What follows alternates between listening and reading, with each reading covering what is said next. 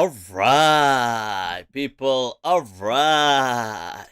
إن الحمد لله وكفاه والصلاة والسلام على رسوله المصطفى وعلى عباده الذين ارتضى ومن بهداهم اهتدى وبآثار أهل المدينة اقتفى وبعد فسلام الله على القوم أهلا وسهلا بكم ومرحبا Wanjing Leute, bienvenidos a todos. Pakhair Ragle Khushamadid, and as always, Swagatam, Swagatam. Alright, ¿cómo están, mi gente? Let me just, first and foremost, just do a quick sound check. Just bring out both of mi gente, those from Facebook and those from YouTube. That's it, I can see you all now. You're doing it, folks. You're doing it. You're doing it. Yeah, somebody said Mufti loves a good chai. Yeah, I had to. I won't lie. I had to go get my... I've been experimenting with the whole French press thing and coffee and...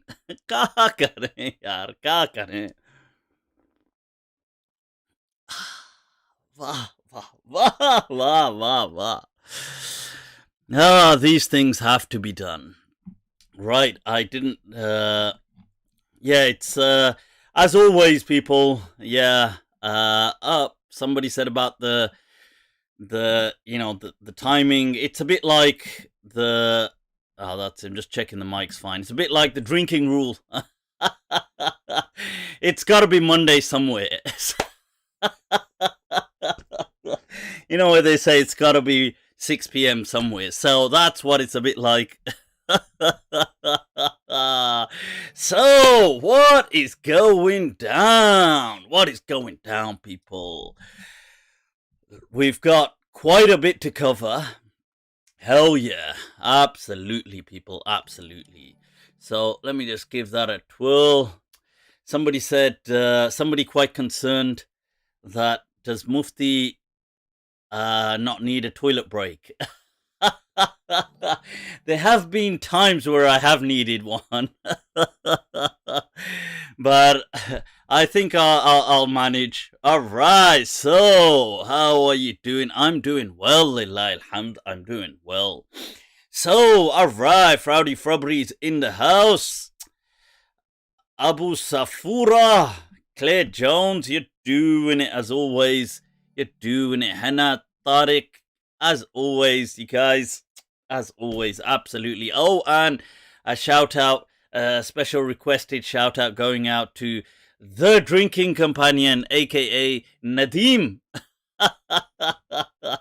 You're doing it, man. You're doing it. So, people. Yeah, first and foremost, we have to come to the sad and unfortunate news that, in the UK, coronavirus, the scare tactics are there again. But after a month of help out, eat out, go out as much as you can, now the whole of the UK is about to be treated like brown daughters. They're gonna have a curfew, so they gotta... Man, I hope the curfew is not generic. I mean, okay, to be more precise, I hope they don't sting gyms, and they don't mean you gotta be inside your home. That's like just military state totalitarianism. Because people like me who are vampires, that will... it's gonna make us have to be maybe on the wrong side of the law. Nothing new there, I guess. Huh? Toba til nasuha. So, peoples. Right, alright, Shadman, you're doing it, man. You're doing it. So, let's see. What are we going to be covering tonight? Right, we'll be taking a look at a few topics. I wanted to discuss briefly Shari'ah, some interesting rulings, some mind-boggling perspectives on what people's assumptions are the Shari'ah and what it sometimes actually is. Of course, as always, people, placing a veneer of evidence and showing, as always, quoting from the Quran. Yaar, ye kya? The Bible unearthed. Tawbah, tawbah, tawbah. As always, quoting from the evidences, I'll be showing you the evidences. Al-Kitab wa Sunnah. In addition to that, I did want to do a brief review of the book In God's Path. I want to take a look at that. And as, so desperately anticipated, the saga, people, the saga that has been breaking down over Pagangate. Danny boy.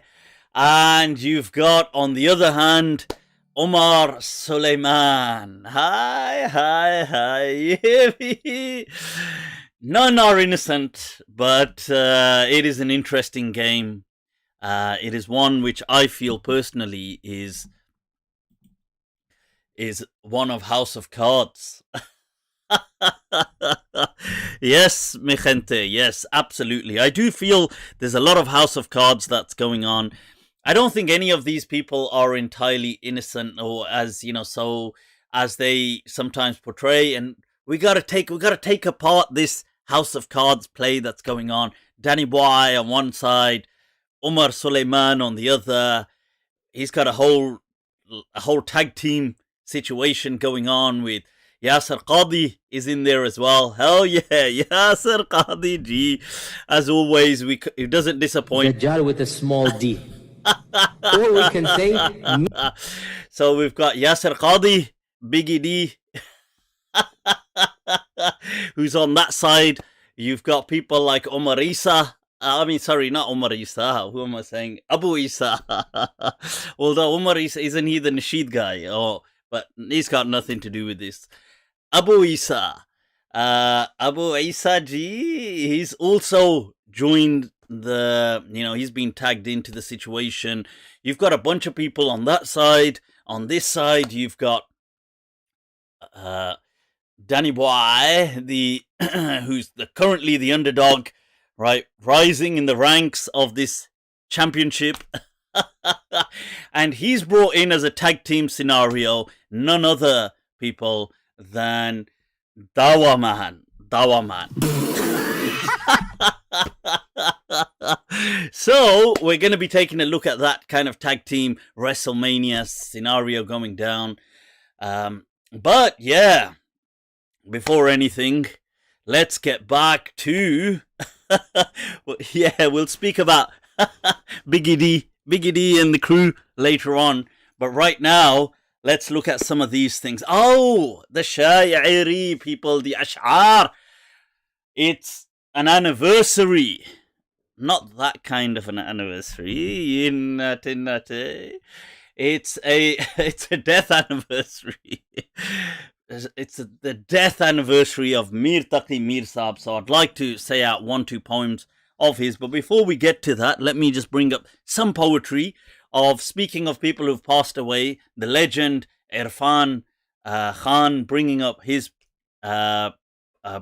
some poetry. He said, whilst I play this, you can just click like, click share, spread the love, people, the low, spread the low and the fitan and the fasad, people. हर एक हजार में 10-5-7 हैं यार ये क्या हो गया बहुत अच्छे वाह क्या मिसरा है हर एक हजार यार that's not the one. Like, what this one not nice, my friend. हर एक Let हजार me में see the बस 5-7 हैं हम लोग what this one. बहुत अच्छे वाह क्या मिसरा है हर एक हजार में बस 5-7 हैं हम क्या लोग हो गया है? I'll have to sack the person who's दबाव में भी जमात कभी नहीं बदली दबाव में भी जमात कभी नहीं बदली शुरू दिन से मोहब्बत के साथ हैं हम लोग किसी को रास्ता दे दें किसी को पानी ना दें I'll have to sack my here it is. किसने पहले कुदाल मारी So I'll have to sack the editor. Oh, wait. That is me. Here it is, people, going out. मजहबों वाले पूछते हैं अब किसने पहले कुदाल मारी थी कोई कहता है एक मस्जिद थी कोई कहता है एक मंदिर था Wow, wow, wow. What was the first house of worship? Sir झुका के जमीन पे रखने से अब खुदा पांव खींच लेता उसको भी अब यकीन नहीं आता उसको भी अब यकीन नहीं आता इस जमीन पर उसी का एक घर था Wow, क्या है wow. He was a legend. He was a legend. एक बार तो यूं होगा अच्छा, कैसा होगा? थोड़ा सा सुकून होगा हाय हाय हाय. न दिल में कसक होगी Miss World न sir also. Priyanka ji. So, people, that's. I thought let's spark it off with a bit of ash'ar, a bit of poetry, whilst people are tuning in, clicking like, clicking share. Oh, let me put this book over here. This is something I want to share with you as well, something interesting. Es muy, muy interesante. Afterwards. Después. Right, so, speaking of the legend Mir Taqi Mir Saab, who is known as Khudai Sukhan, the god of poetry. Now, or the god of expression. Now, you see, it's interesting that people in the past weren't so freaked out about, oh my god, this is shirk or this is that, because they didn't mean it in a way that they worship him. But they do use that title for him in Urdu, which, as people so often remind us, is a language invented by Muslims. So this one is muy interesante. But he was an absolute legend, somebody who brought a kind of sensual touch to his poetry, introduced many of the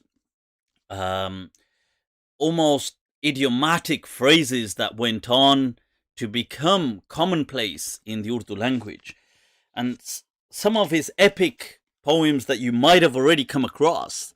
His actual name, by the way, was Muhammad Taqi, and not Mufti Taqi.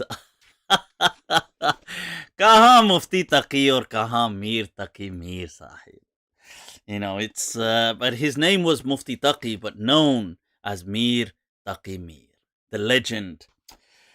His उल्टी हो गई सब तदबीरें कुछ ना दवा ने काम किया देखा इस बीमारी दिल ने आखिर काम तमाम किया हाय हाय हाय हाय अहद जवानी रो रो काटा पीरी में ले आंखें मूंद यानी रात बहुत थे जागे सुबह हुई आराम Hi, you can see the kind of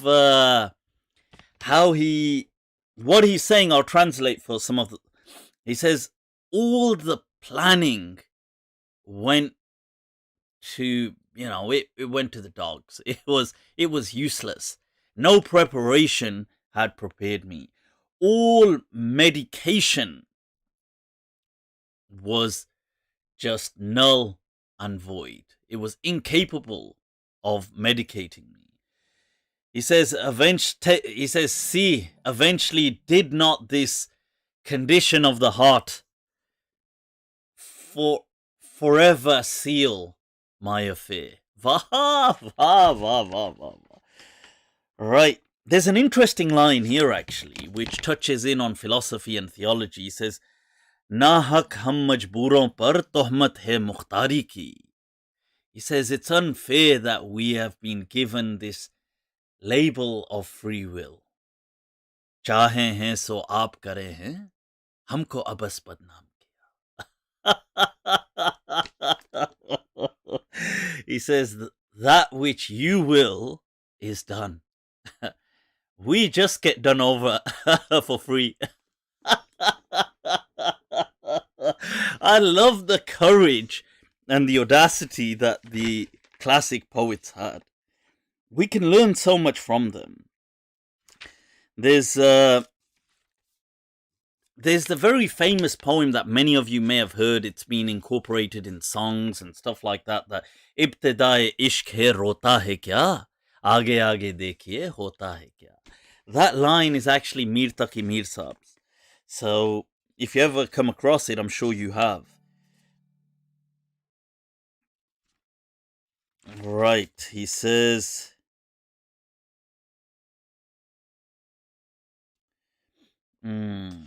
let's see.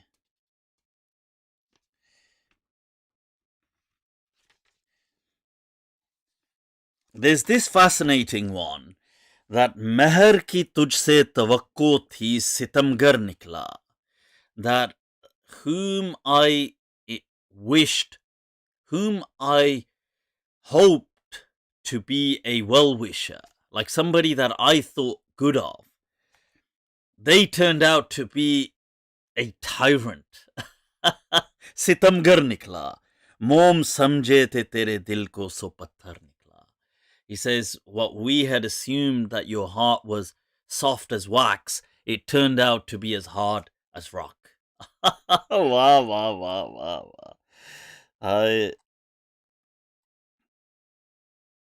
He says, Humne jana tha likhega tu koi harf e mir. That Mir, we knew you would write something in life. Par tera nama to ek shok ka daftar nikla. But what you actually wrote turned out to be a legacy of passion. Wah. One of the few poets who I would absolutely, unquestionably give the crown to is, in my, personal preference, Mir Taqi Mir Saab. I rate him in that sense, he is just the Don. He's like Biggie D. He's up there. So, and the famous, some of you may have heard the famous lines about Yaro mujhe maaf rakho main nashe mein hu. That's actually his poem. He says, Yaro mujhe maaf rakho main nashe mein hu, ab do to jam khali hi, do main nashe mein hu. This it's turned into a famous song actually, and people in ghazal, and people have sung it. Many people. Jagjit Singh has sung it as well, amongst other people. I believe Jagjit Singh, unless it was. But anyway, you can find it on YouTube.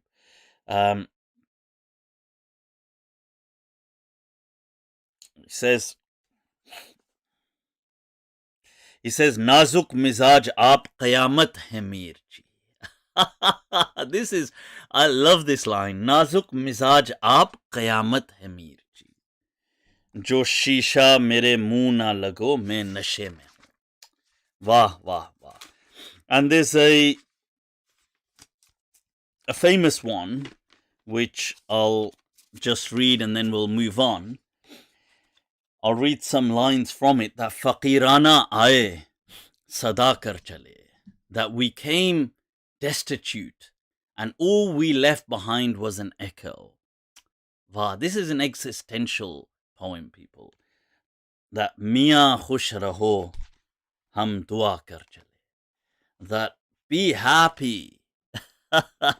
That, we leave this world by leaving you a dua, like a good dua for you. Meaning, you see, he was the type of person that, despite what he saw in his lifetime, he's in the 1700s, and then he dies in the early 1800s. In his lifetime, Delhi is ransacked and raided and destroyed, and he sees so many just kind of tragedies and downfall of the Mughal kind of their kingdom, and yet, and he does travel. He does bring a kind of a spirit of life to his poetry. He's not a pessimist by any measure, and he still heavily preponderates towards living life to the, to its fullest, to the max. His poem that koi amdan bhi marta hai mir, that does anybody intentionally die? I mean, is there such a person? He says, koi amdan bhi marta hai mir, jaan hai to jahan hai pyare. That so long as you have life, you can conquer the world. That is an epic spirit that he infuses into his poetry. He says, जो तुझ बिन ना जीने को कहते थे हम, सो इस अहद को अब वफा कर चले. शिफा अपनी तकदीर ही में ना थी, कि मकतूर तक तो दवा कर चले. You see, he's saying that when I said I could not live without you, I'm finally fulfilling that covenant. And he says that it was not in my destiny to be cured, but to my capacity, I tested the medication. वो क्या चीज है आह जिसके लिए हर एक चीज से दिल उठा कर चले. What was that one pursuit over which we sacrificed everything and every other joy in this world? बहुत आरज़ू थी गली की तेरी, सो यहाँ से लहू में नहा कर चले. Hi, hi, hi, hi. He says that how often we desired to pass by your home, so eventually we go this way. But what he's trying to say is being carried as a unfortunately he's passed away. So he's saying bathed in blood, but he means his kind of his body. But he says जबी सजदा करते ही करते गई, हक़े बंदगी हम अदा कर चले. That you see, I continue to prostrate. And what he's saying here is I continue to do sujood to Allah. Meaning, it's not that I fell short in my worship. Like, what was necessitated, I did. That haqqe bandagi, the right of worship, we fulfilled in its own right. But then he mentions Parastish ki yahan tak ke e but tujhe. That, but our devotion to you, and but here is his beloved, his love, but he's calling her an idol, a statue of worship or devotion. That nazar mein sabu ke khuda kar chale. That to that extent that people considered you to be a deity. But I love what he says at the end. You see, when people will look at, he almost answers this question which he's going to present in the final line. He says, Gayi umr darband fikre ghazal. That this life we spent in structuring poetry. So is fan ko aisa bara kar chale. That this art, we perfected it as we left. Allah, Allah. And then the question, which actually is the prequel to that line he just said, Kahen kya jo pooche koi hamse mir, jahan mein tum aaye the, kya kar chale. That what should we say if one was to ask us, Mir, that you came in this world, but what did you leave behind? And in some ways, he's answered that in the line before. So, is fan ko aisa bara kar chale. That we perfected this art of poetry. Allah, Allah, Allah. I thought I had to share that with you guys. Let's take a look at some of your questions, what's preoccupying some of your precious thoughts. People, feel free to post your questions. Mufti, sobering up. Yeah. Sobriety is overrated.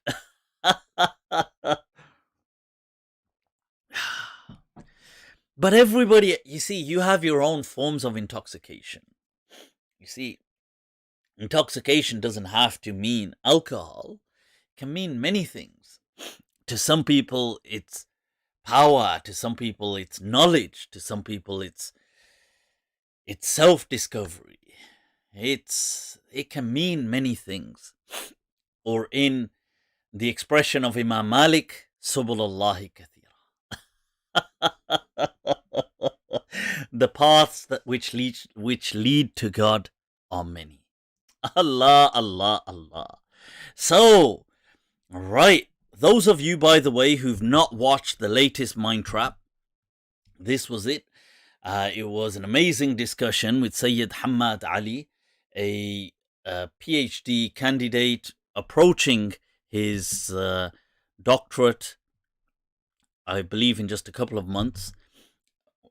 It was seriously an absolutely mind-boggling, overwhelming dialogue.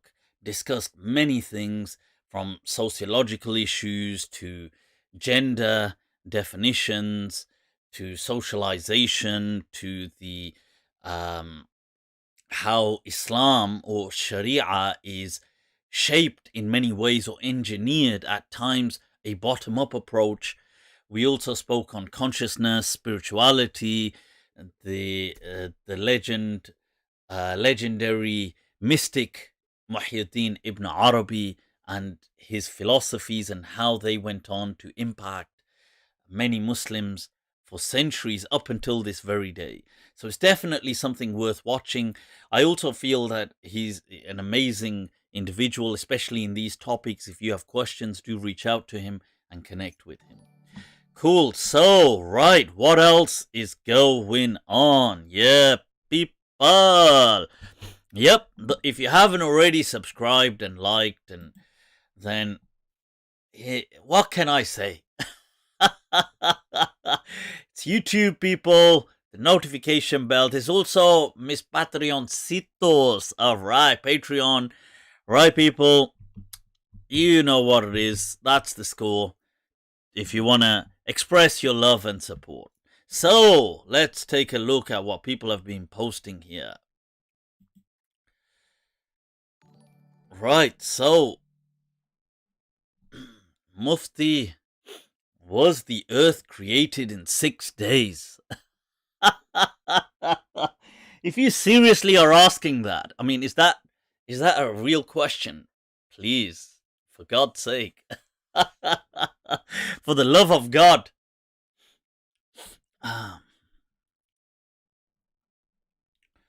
Mufti, my super chat.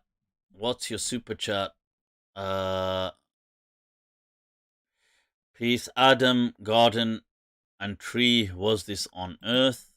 Or did I miss a super chat? Did I? Right, shukran, people, for your super chat. Much love. Yep, there was a super chat by Varnama. Right, shukran, much love, much love. The question about, was Adam on earth? Of course Adam was on earth.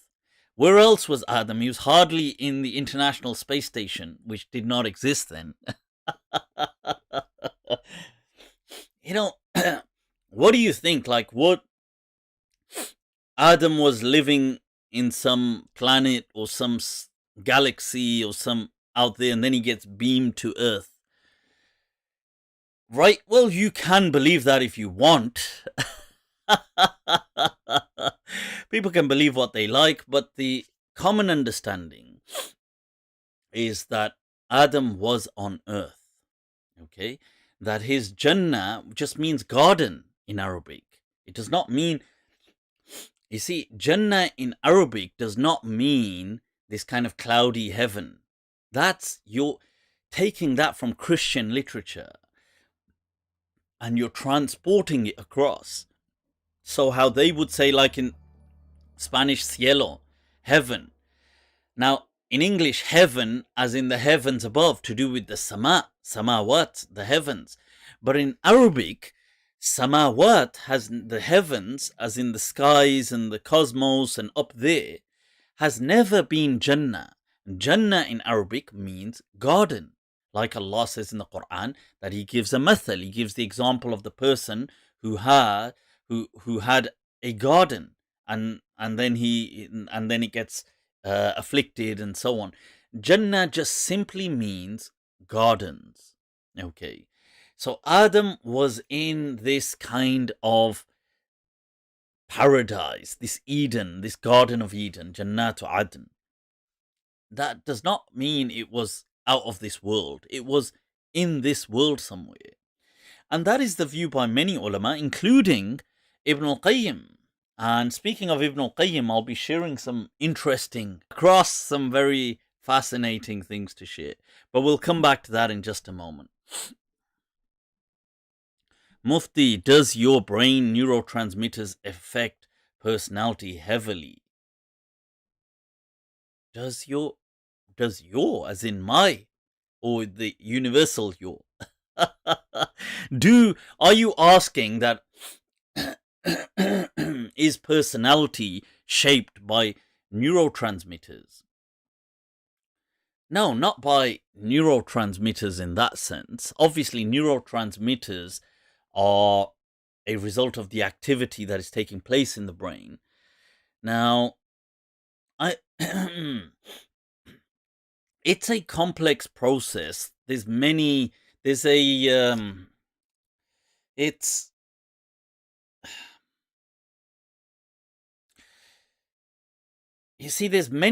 happening in real time.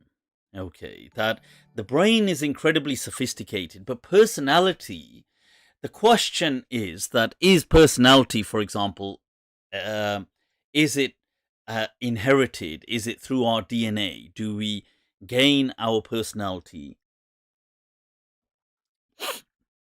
Is it nature or nurture? Now, I would feel that to a great extent, there is an epigenetic process. So there is, unquestionably, our DNA would play a significant role in our personality, in how it begins. I definitely feel that. I also feel that part, I think, that part is a scientific discussion, neuroscientific, psychological, stuff like that, biological. I also believe in another factor, which I suppose is more philosophical and not really biological in that sense. I would believe that our consciousness, the interplay between the consciousness and our biology results also in some impact on our personality, as in some impact. Now, that's almost going to be impossible to prove, and I get that, but that I do feel that's my my personal take in there, that I feel the ruh plays some role in how we. I'm not saying that any of these are the dominant players. I'm saying that these things all play a role. So there is the DNA, there is I feel that there is consciousness, there is ruh that plays some role. There is unquestionably things like the environmental factors. So you could, and this may make a difference. So it could be that, for example, let's say through your biogenetics, your body has DNA. The DNA code is rich in producing a healthy amount of serotonin, let's say. Now, that means that you, by default, like let's say happiness, or happiness meaning, like, if we place it on 1 to 10, and we're measuring it against being stressed and anxiety and worrying about things and being very worrisome, extremely worrisome, and plagued with this kind of like depression, and on the other sense you've got a calm, tranquil sense of happiness. If we're placing it like that, now let's say 5 is in the middle.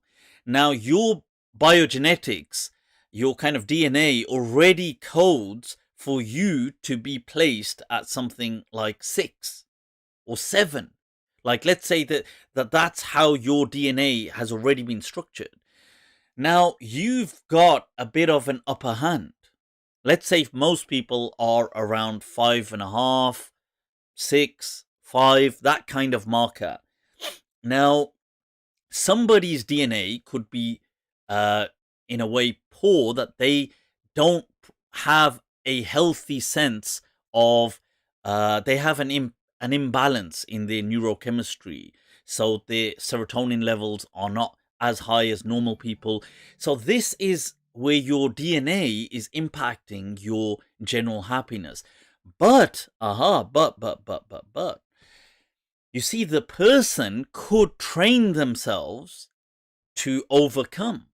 Like, you could be, let's say you were a normal 5.5, or I'm just using these terms arbitrarily, by the way, just as an approximation. This is not an official code in how happiness is measured, an affectometer, but I'm just explaining. So let's say you were at a 5.5 or at a 6, but you face so much grief in life, unfortunately, that it really beat the hell out of you, that it brought your levels down. It could be. So you actually, despite having the DNA capacity and the information, your environment was so plagued with tragedies that you were depressed, and more on the anxiety side. Or it could be that, imagine you were just a 5, but then through diets, by taking in certain, having a healthy diet, because things like neurotransmitters and stuff like that are, they are contingent upon an uptake of certain amino acids and stuff like this. Now, if you are having a healthy diet and then you're training yourself, like, let's say you went through a certain amount of stress, but trained yourself to cope. So you've actually increased. So, and then what would happen is, as you've increased, when you would have children, you would pass on that ability to them. So there is this epigenesis, this kind of epigenetical factor that takes place as well. So it's not doom and gloom, but some people may be kind of more predisposed to a better or a worse handicapped situation, but they can also remedy it through their own interventions in life. So yeah, I hope that helps. Right, so what is going on? Hassan, too much nonsense on chats like stupid school kids. People, any kind of nonsense, it will be deleted. So, and you could be blocked. Ghalib, you're doing it with the super chat. Much love. Much love. Could we appreciate the good without evil on earth? And what's going to happen to this appreciation in Jannah, where there is no evil bad? That's a good thought, a good question, that look, what's going to happen in the afterlife? The truth is, we don't know how it's going to work, because you're asking us to conceptualize something which is not our current state of conscientious comprehension. We don't truly comprehend. It's like trying to think in different dimensions, trying to think in 4D, 5D, 10 dimensions. We can't. It's not. We are restricted. It's how Kant and other people centuries ago explained that the human mind is trapped within time and space. We cannot outthink. Even when we try to outthink space, we just think of it inside another space. That's human. You're human. That's human capacity. Right, so right, Zeba, Khaja, you're doing it. You do. Just plan your future afterlife here. Yeah, sure. I mean, look, the afterlife is something that is to happen. It's qualitative fabric or real feel, or we just won't understand. And the truth is, your assessment is as good as mine, which is as good as somebody else's.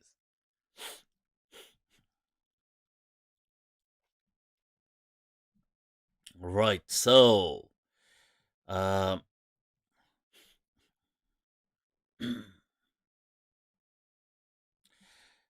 Abdul Boy says the Quran disproves you when Adam was created in heaven, and Adam was created in heaven. You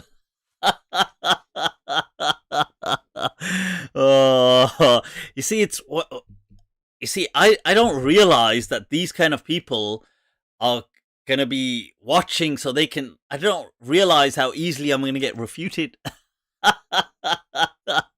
So I just say what I want, and then all of a sudden, little do I know that people are on it.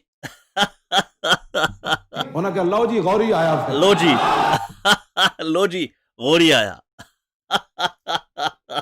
So, look, with Adam alayhi salam, where he was born, you can believe what you want.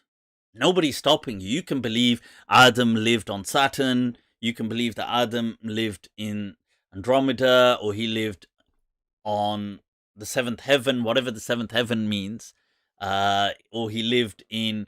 I doubt it. I don't think any Muslim really believes he lived in the paradise of the afterlife, because the afterlife hasn't happened yet. That would just be dumb. So he lived in this world somewhere. So you can say he lived outside of this planet Earth. I mean, I don't know why that doesn't make any sense, but okay, if that brings some peace to your mind, that Adam alayhi salam was living on, he was living on Jupiter, and then he kind of descends to planet Earth. Yeah, I don't know, whatever, whatever floats your boat, mate. But this, what I said, was the way that your Dada, Ibn al-Qayyim, the Wahhabi granddad, Ibn al-Qayyim himself, this was his understanding in, I believe, is it Hadi al-Arwah? He mentions this, that it's on earth, as do many people believe this, it was on earth. Why does Allah say in the Quran, Inni ja'ilun fil ardi khalifa, that I'm going to create now a species that comes at the end, a khalifa? And they say, oh, but if you do that, it'll create mischief. Was this place, this ard, was it your Dada's heaven, was it? I mean, obviously, ard means earth. Ard in Arabic means earth. In fact, the word, maybe the word earth, I believe it may have been taken from the Arabic word ard.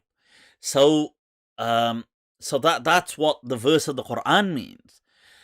But anyway, yeah, so... Muhammad Marriage Mu'een, can I take back my promise from Allah? I'm not going to be your friend now.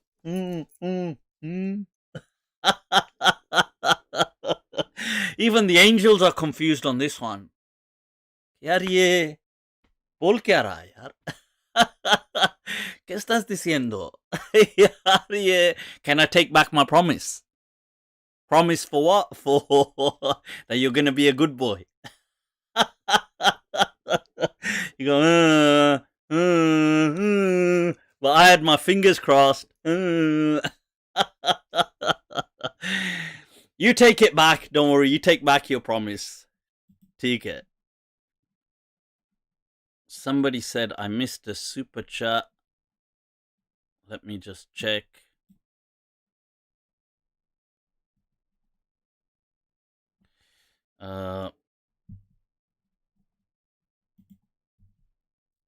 Right, nope, I can't see any that I've just taken a look here as far back as I can go.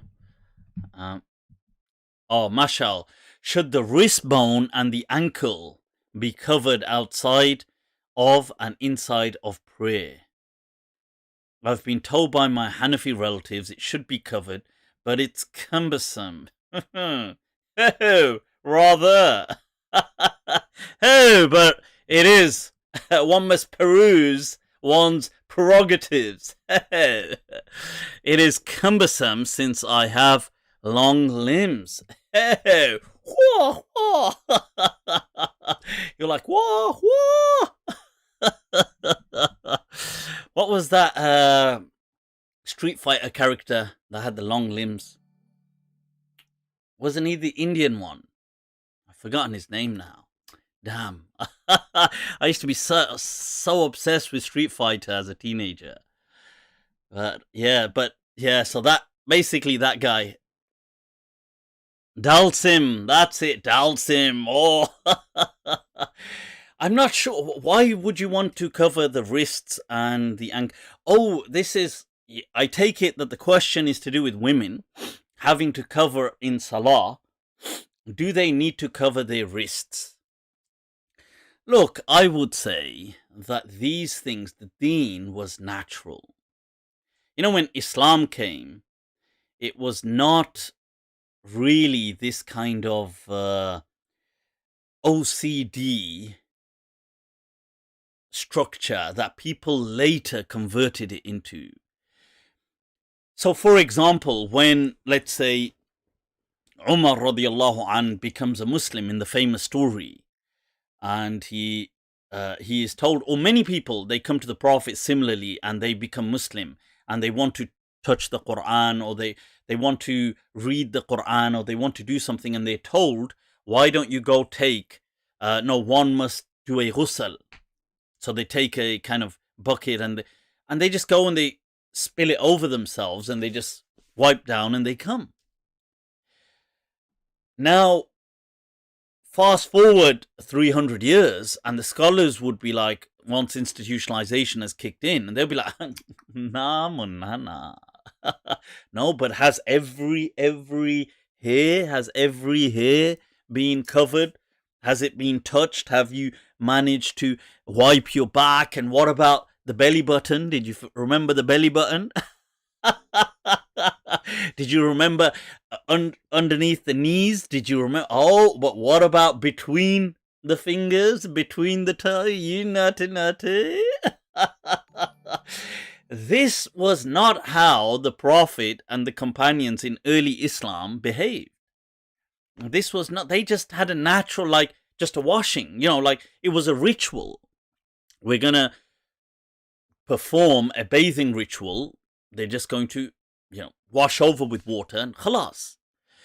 Later on, as institutionalization kicks in, you get the OCD structures, you get this element of control, superstitions, this kind of this ritualization, but on steroids.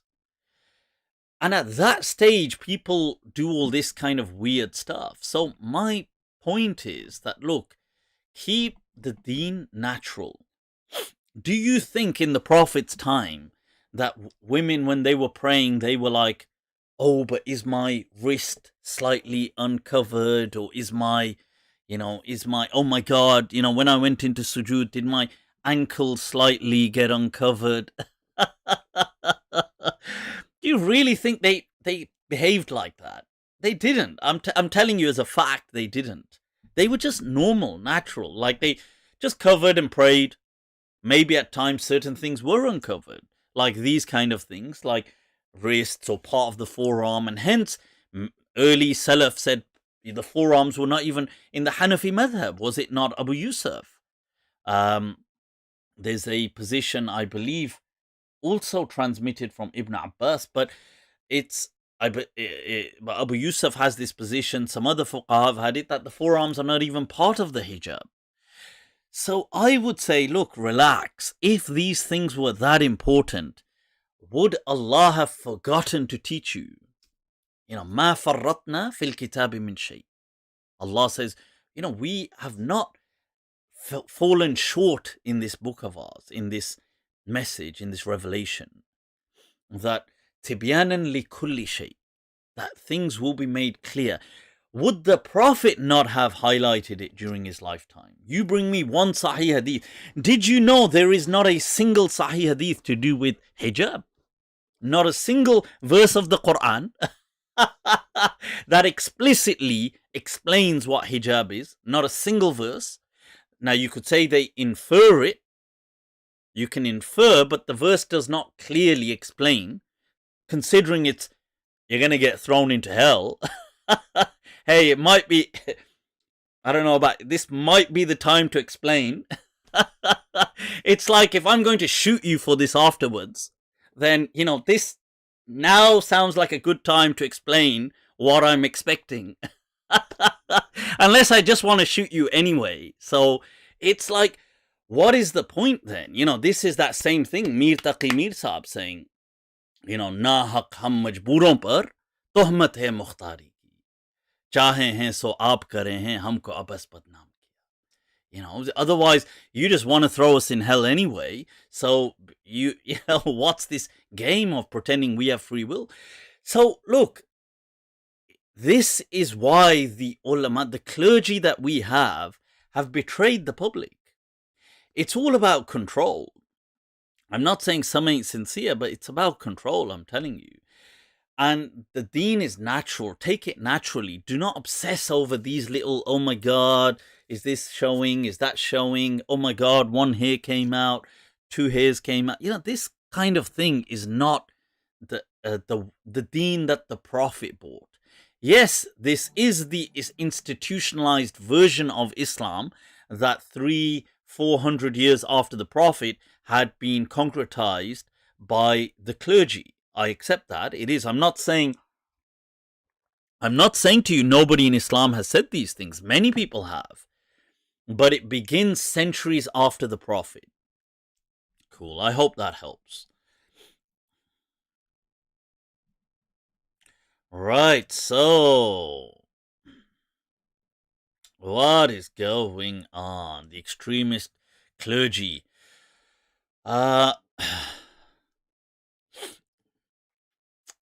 Mufti, can you talk about OCD over prayer? Yeah, the prayer is the same thing.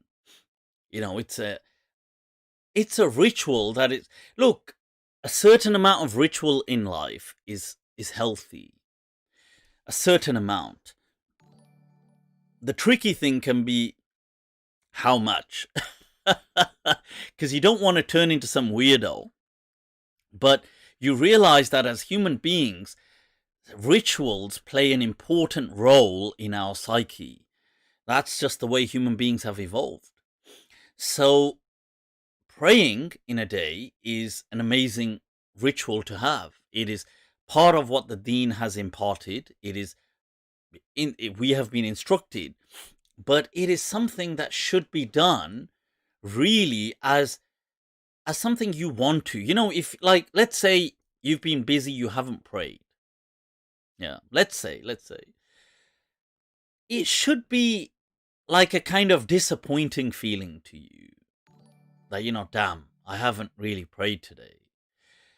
It shouldn't. That's how it should be.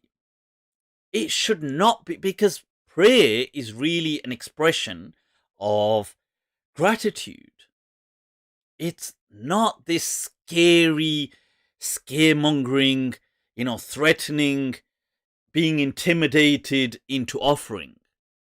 If that's your version of salah, I feel sorry for you. I honestly, I would rather, me as a person, I'm not saying you need to do this. If that was to me my version of salah, I would rather not pray. Because I don't understand a God that would want to blackmail me or threaten me because I'm nothing to God. Why would God even need to threaten me into doing something, scaring me into doing it? I would want, you see, as Allah says that وَمَا خَلَقْتُ الْجِنَّ وَالْإِنسَ, that I have not created, that I have brought them into existence. That it is through my being that they be. إِلَّا لِيَعْبُدُ. Li, is as a consequence. لِلْعَاقِبَةِ. That they consequently, they worship me. That is how if let's say I've missed salah, this is how I would, I feel disappointed. Like sometimes I think, all right, tomorrow let's try every day renew that resolve. You know, even if you fail 100 days in a row, still get up. You know what? Today I'll do it. Maybe you'll fail again, but the next day have that resolve again. And this, by the way, is to be extended in all matters of life where you can. This resolve to not give up. So that's what I would advise. That to me, these things are a sign of devotion, of connection to Allah. They are, and we all slack. I slack, definitely, and I'm sure people slack. But it's something personal, and if you are slacking, it's only a sign that you're a human being, human, all too human. But you renew your resolve that, chalo, tomorrow, inshallah, that I will. Or as you wake up today, I will. Sorry, not tomorrow. Today, as you wake up, I will. And if you fail again, you will again. And so that's my advice on things like salah. I wouldn't advise this kind of, but it's up to you. Look, if you want to, you can do whatever the hell you want. If you want to be like all scared and all, oh my God, my life's going to be cursed now because I've not prayed. Oh my God, I'm going to lose my rizq now because I've not prayed. Oh my God, something terrible is going to happen to me.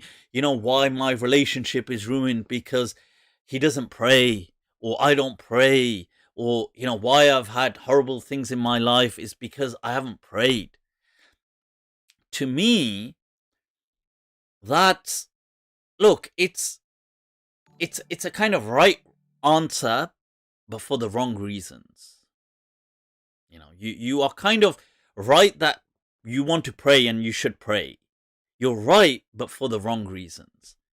That you're doing it out of this kind of, oh my God, I'm cursed, as though God curses you. And the only way this God lifts his curse is if you fall in prostration to him. That sounds to me like the ancient, beliefs of the pagans and heathens. And so that's my take. That's how I, if it's meaningful, take it, accept it. If it's not,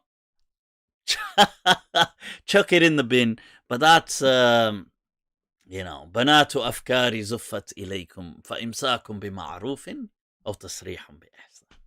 Allah. Right, so Salam, Spondon, Aftab, you're doing it with the super chat. You're doing it. Much love, much love. Salam, Mufti, are there any enemies of Islam in today's society? What do you think about the term enemies of Islam? Yeah.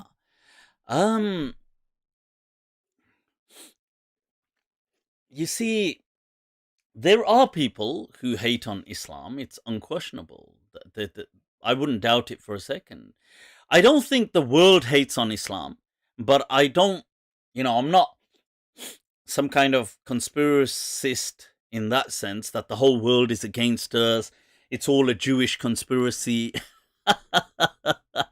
I'm not, that kind of stuff, the Illuminati and all of this. But at my private jet again, right? So, but it's incredibly naive to think that there aren't people and powers at times that do hate on Islam for whatever reason. And they do proactively, like the media, proactively goes out of its way to malign, to distort the image of, to hate on, to create biases against Islam. Unquestionably, the media, it's unfair what the media does about Islam, because Islam is the villain, the fashionable villain today. So, it's vilified. I don't, but I'm not trying to say that we now start becoming negative and hating on people in turn. No, I don't believe in that at all. But I'm not naive either. I understand that not every person who criticizes Islam hates Islam. That is not the case. I don't believe so. That's not my understanding. If a person is an Islam critic or they criticize Islam, that does not translate to me as they hate Islam. They have an opinion. Just as I have an opinion on many things, they have an opinion. If somebody has left Islam, it does not necessitate that they hate Islam. It does not necessitate. It could just be Islam has not made sense to them. So, but on the same token, or, on that note, there are also many people who just hate Islam. They just obsessed with this hatred. And I'll tell you something about hatred, people. Hatred is this kind of disease. It is almost poetic justice how Allah has allowed this emotion to manifest. That once a person immerses himself or herself into hatred, they drown, like they eventually fall on that sword themselves. And this is poetic justice. It's, as the poet, he says that it is, that this hatred is like a nar, it is like fire. تَأْكُلُ بَعْضَهُ إِن لَمْ تَجِدْ مَا تَأْكُلُ. That if it eventually can't find something else, it will consume that very person. That وَلِلَّهِ دُرُّ الْحَسَدِ مَا أَعْدَلَ. That, wow, look at the God's law in hatred and jealousy, and that look at the law he set out in it. بَدَأَ بِصَاحِبِهِ فَقَتَلَ. That the person who kind of invested in it, it destroyed and consumed them. So this is the thing. People like Jay Smith, a Christian polemicist, he's always arguing. Clearly somebody who just hates Islam. Like, it doesn't matter what Islam could say, protect the ozone layer. He'd be like, what the hell? He's just obsessed with the hatred of Islam. And there are people like that, unfortunately. So those people, I have zero interest in engaging. Any person that I feel, and I suppose to some extent it's my assessment, subjective, but if I feel a person is just full of hatred towards Islam, it's not about being objective. It's not about them being critical. Critical, I don't mind. Criticizing, I don't mind. But if I get the vibe that they're just bitter and hatred, and just like you get with some people, and I've said in the past as well, that some people are just a sob story on repeat. And these kind of things, I'm not interested in engaging. Right, so yeah, Jay Smith, I watch, sometimes YouTube recommends these things, and I've seen them, and they're ridiculous. They're absolutely ridiculous. They're just like, they'll just bring on anybody, they'll just say anything. Oh yeah, so this clearly proves Muhammad did not even exist. Ha ha ha. Think of it, Saleh. How does that, what I'm intrigued by, that these same people will say Jesus existed, and there's literally no evidence on earth to say Jesus existed. At least for the Prophet Muhammad, there is evidence. There is evidence. One can dispute the strength of the evidence. There's non-Muslim sources referencing Muhammad from either the end of his life or just 1-2 years after.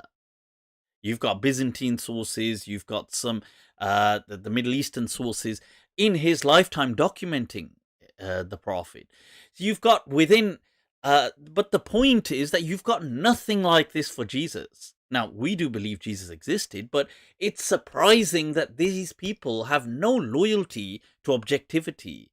It's just a prejudice. We hate Islam, that's it. These arguments will only use them against Islam. We won't use them ourselves. Wah, Guru, wah. Aisha Sahib Zada. You're doing it, Aisha, you're doing it. Much love for the super chat. Mufti, what do you think about women? Huh? What do I think about? What? Scandal. This one become the scandal, the scandal. What do you think about women marrying non-Muslim women? Huh? Non-Muslim men. Where am I? What's the subconscious doing to me today? This one plotting against me.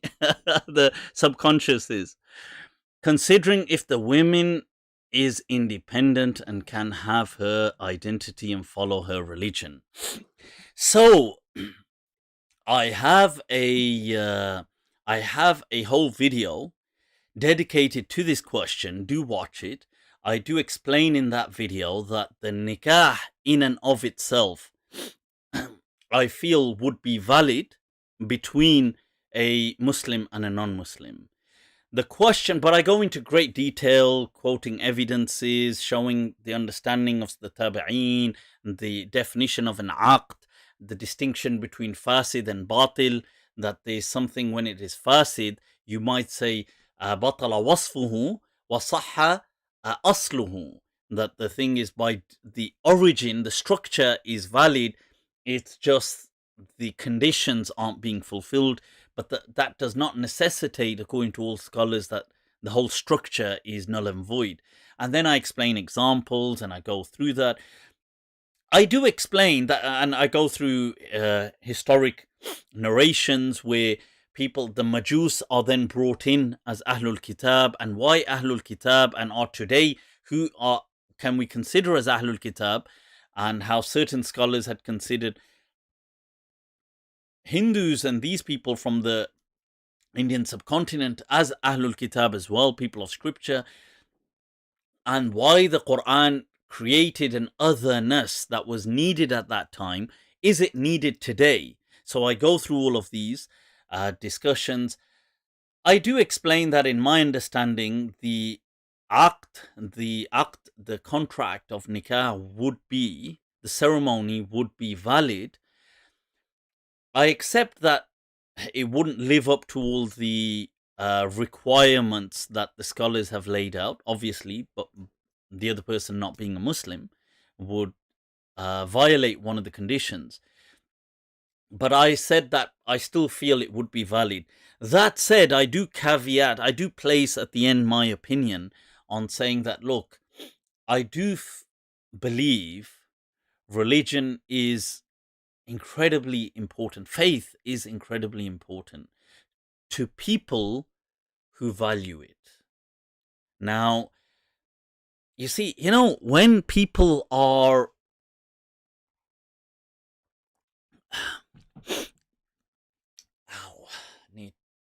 right. So when people are in a very lovey-dovey phase, low, you see, they're very forgiving, right? They're very forgiving of differences, of annoying factors, features. They're very kind of accommodating. But the problem is, taklif ab bhi hai. The samasya is further down the road. When the relationship cements, cements, people have children, they have a family, when it sets into the mundane.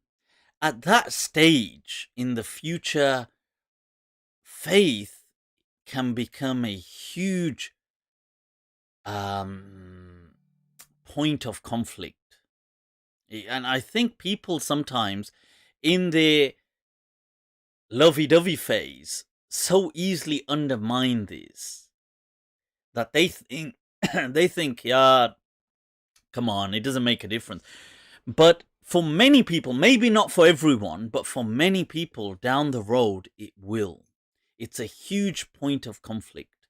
So either come to terms with that in the beginning, that's what I would say, or think this through carefully. Because if a person has already got that understanding, then that's fine. If they haven't, and they're just thinking, they're just relying on love to swing everything through, that they're going to be in for a bit of a surprise.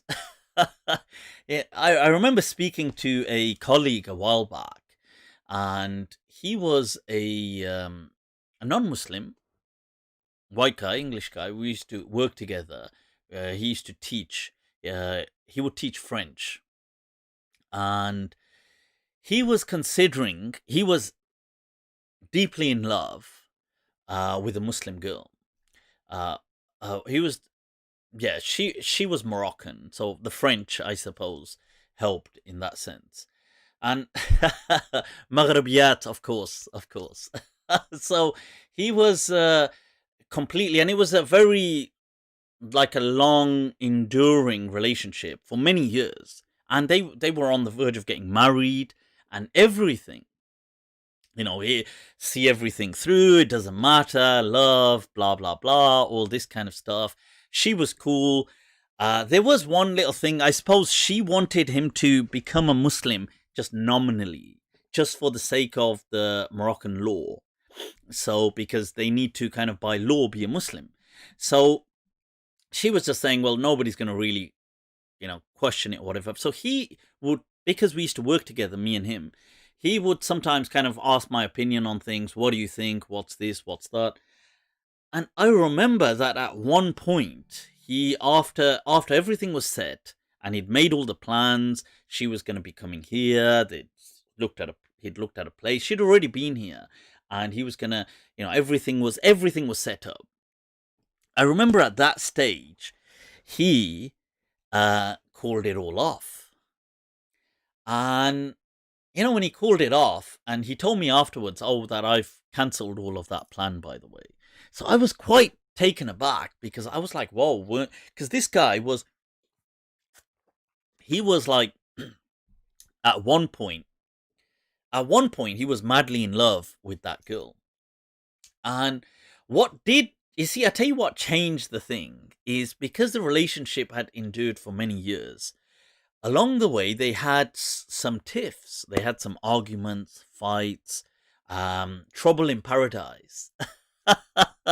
So what this had done was it had brought in a reality check. That, when you all of a sudden are angry with someone, then you, as Imam Shafi'i says in his poem, وَعَيْنَ السُّخْطِ تُبْدِي الْمَسَاوِيَ, that when you dislike something, when you look with that eye, all of a sudden you see a hell of a lot of faults.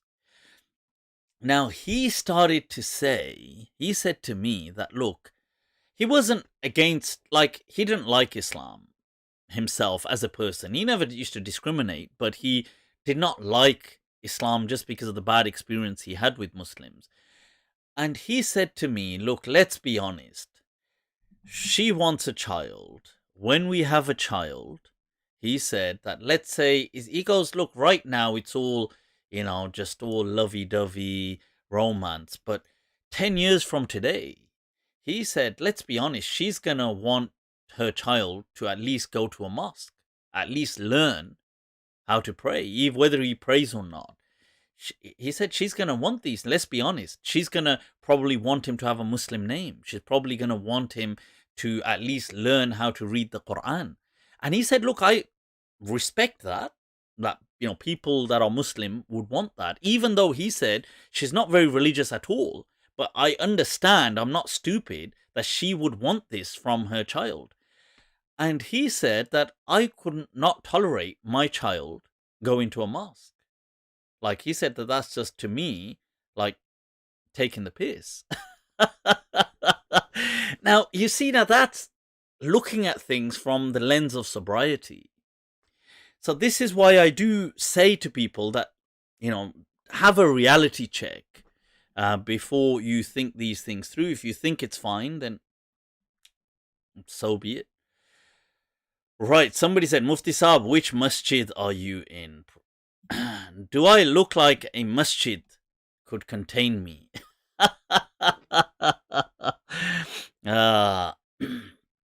So, right, what is going on, people? What is going on?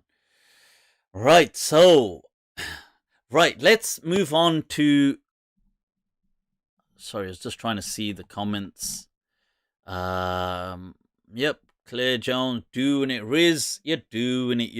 Marga, you're doing it. Right, so...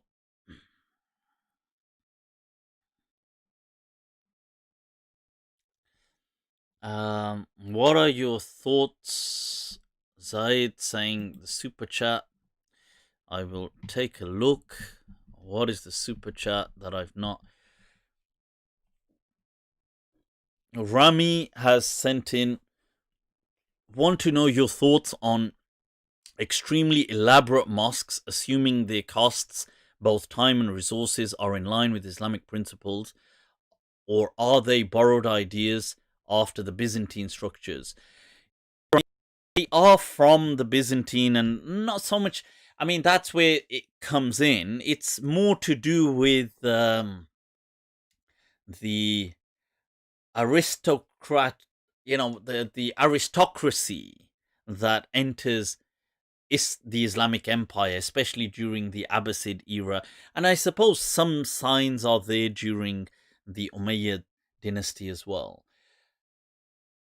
I mean, it's here now. It's I don't think there's, I understand people want a prestigious masjid. I get that. I don't know if there's a need really for having 100 masjids. And each one done up in that way. But then Muslims don't have unity, and the problem is this sect wants their mosque and this sect wants their mosque, and then they all want to turn it into something that looks like it's out of Pakistan or Bangladesh or India or in the middle of the UK, whereas really they should have structures that harmonize with the local kind of geography. But yeah, that's I hope that makes some sense. What did I miss? Another? I answered that super chat about the enemies. Aisha answered her super chat. Brad, can you talk about the Murji'ah? Specifically, Salafis hate them. Brad Childers. Mufti Abu Alpha, you're doing it with the super chat. Much love. Patricia Crone believes that the Prophet was alive because of the fragment of the Arab conquest which mentions the Prophet. Yes, I mean, Patricia Crone, I have mentioned that previously, that she does highlight that for her it's unquestionable, in her words. She says it's a matter of certainty that the Prophet Muhammad was a person that existed. She clearly states that because of exactly what I said a moment ago, because he is documented by people that are either the documentations are in the final year of the Prophet's life or maybe a couple of years after. But it's very clear that he existed. Yeah. The Murji'ah, right, the Murji'ah are...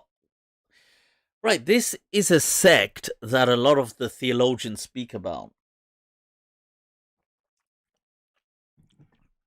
And why do the Salafis always go on about it? Because the Salafis just live in a cuckoo world. The Salafis, they live like they just taught books of firaq, sects that are deviant. And this sect is this deviant sect that believes this and is going to hell. This sect is this and it's going to hell. So all they do is know those names of those groups. Those groups haven't existed sometimes for 1,000 years. Sometimes they haven't existed for 1,200 years. Sometimes they haven't existed for 700 years. 600. They have not existed. These are pre-modern. These are like from the antiquity. But to them, because that's all they read, they just read Ibn Taymiyyah, the Dada, who just writes, who was obsessed with sectarianism. Ibn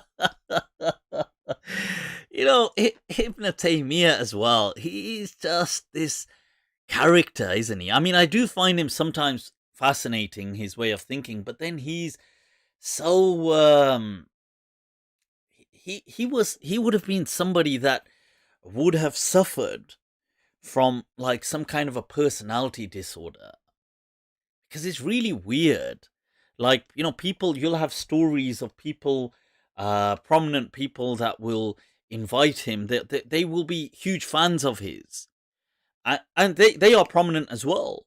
They will invite him, and he will then just be so weird, like he'll refute them, and then they'll go on to hate him. And it's just, sure, the interesting things he says, fine, but he was unfortunately a troubled man, a very troubled person who struggled with a lot of stuff and had a lot of hate inside of him. And for whatever reason, maybe sociological reasons, and then obviously got imprisoned. His family got imprisoned. His brother was in prison. His brother died whilst being in prison. And the whole thing, people did obviously conspire against him as well. And they succeeded because he got battered, got beaten up, chucked in prison, left there for years, tortured. Like when that happens to you, you become a bit loopy. That unfortunately, I'm not saying that's tragic to happen to anyone, but it did. And he's this very bitter person when it comes to sectarianism, hates on people, calls them a deviant, calls them this. And yeah, and the Salafis like next to worship him. This is another problem. The Salafis to him, astaghfirullah, he might as well just be the prophet. To them, Ibn Taymiyyah is how Ali is to the Shia. Seriously, I'm not joking. How Sayyidina Ali radiallahu an is perceived to the Shia as being up there, absolutely up there, maybe on a par, if not just slightly beneath the Prophet. That's how Ibn Taymiyyah is with the Salafis.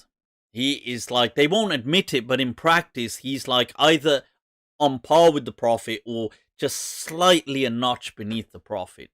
It's like some of the Salafis said, if it wasn't for his ta'akhur zaman, for him coming, 600-700 years after the Prophet, really he had excelled many companions.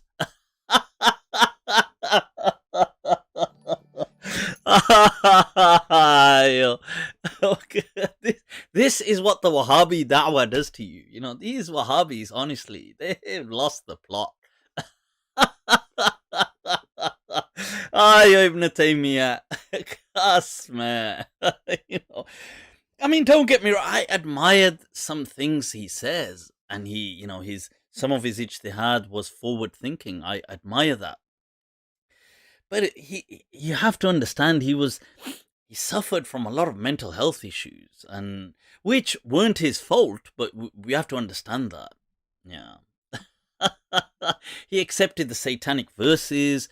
Bichara was like, he never got married, did he? This is this is what happens when you're starved of the opposite gender. This is Bichara. Although I don't know whether he had, I think he did have slave girls, to be fair. So I could be wrong about that. No, actually, I'm pretty sure he did have slave girls, yeah, because he would, I've read about him in the past that he would, even when he'd go to the toilet, he'd have his slave girl read outside from the book. People today say that when you go to the toilet that you need to go with your phone or something, otherwise you're like, all of a sudden you're like picking up the air freshener and you're like, wow, that's so fascinating. I never So in the past, Ibn Taymiyyah, what he would do is he would have his slave girls stand outside the toilet door and read the fiqh books, the Shari'ah books and stuff. So he's not missing out whilst he's... your devotion. He goes, no, huh? Oh, wait.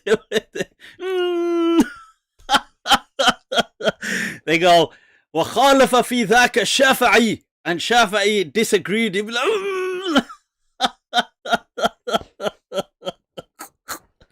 Ibn Taymiyyah. That's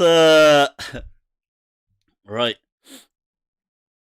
Right, so let's go on to this book that I wanted to speak about. Now,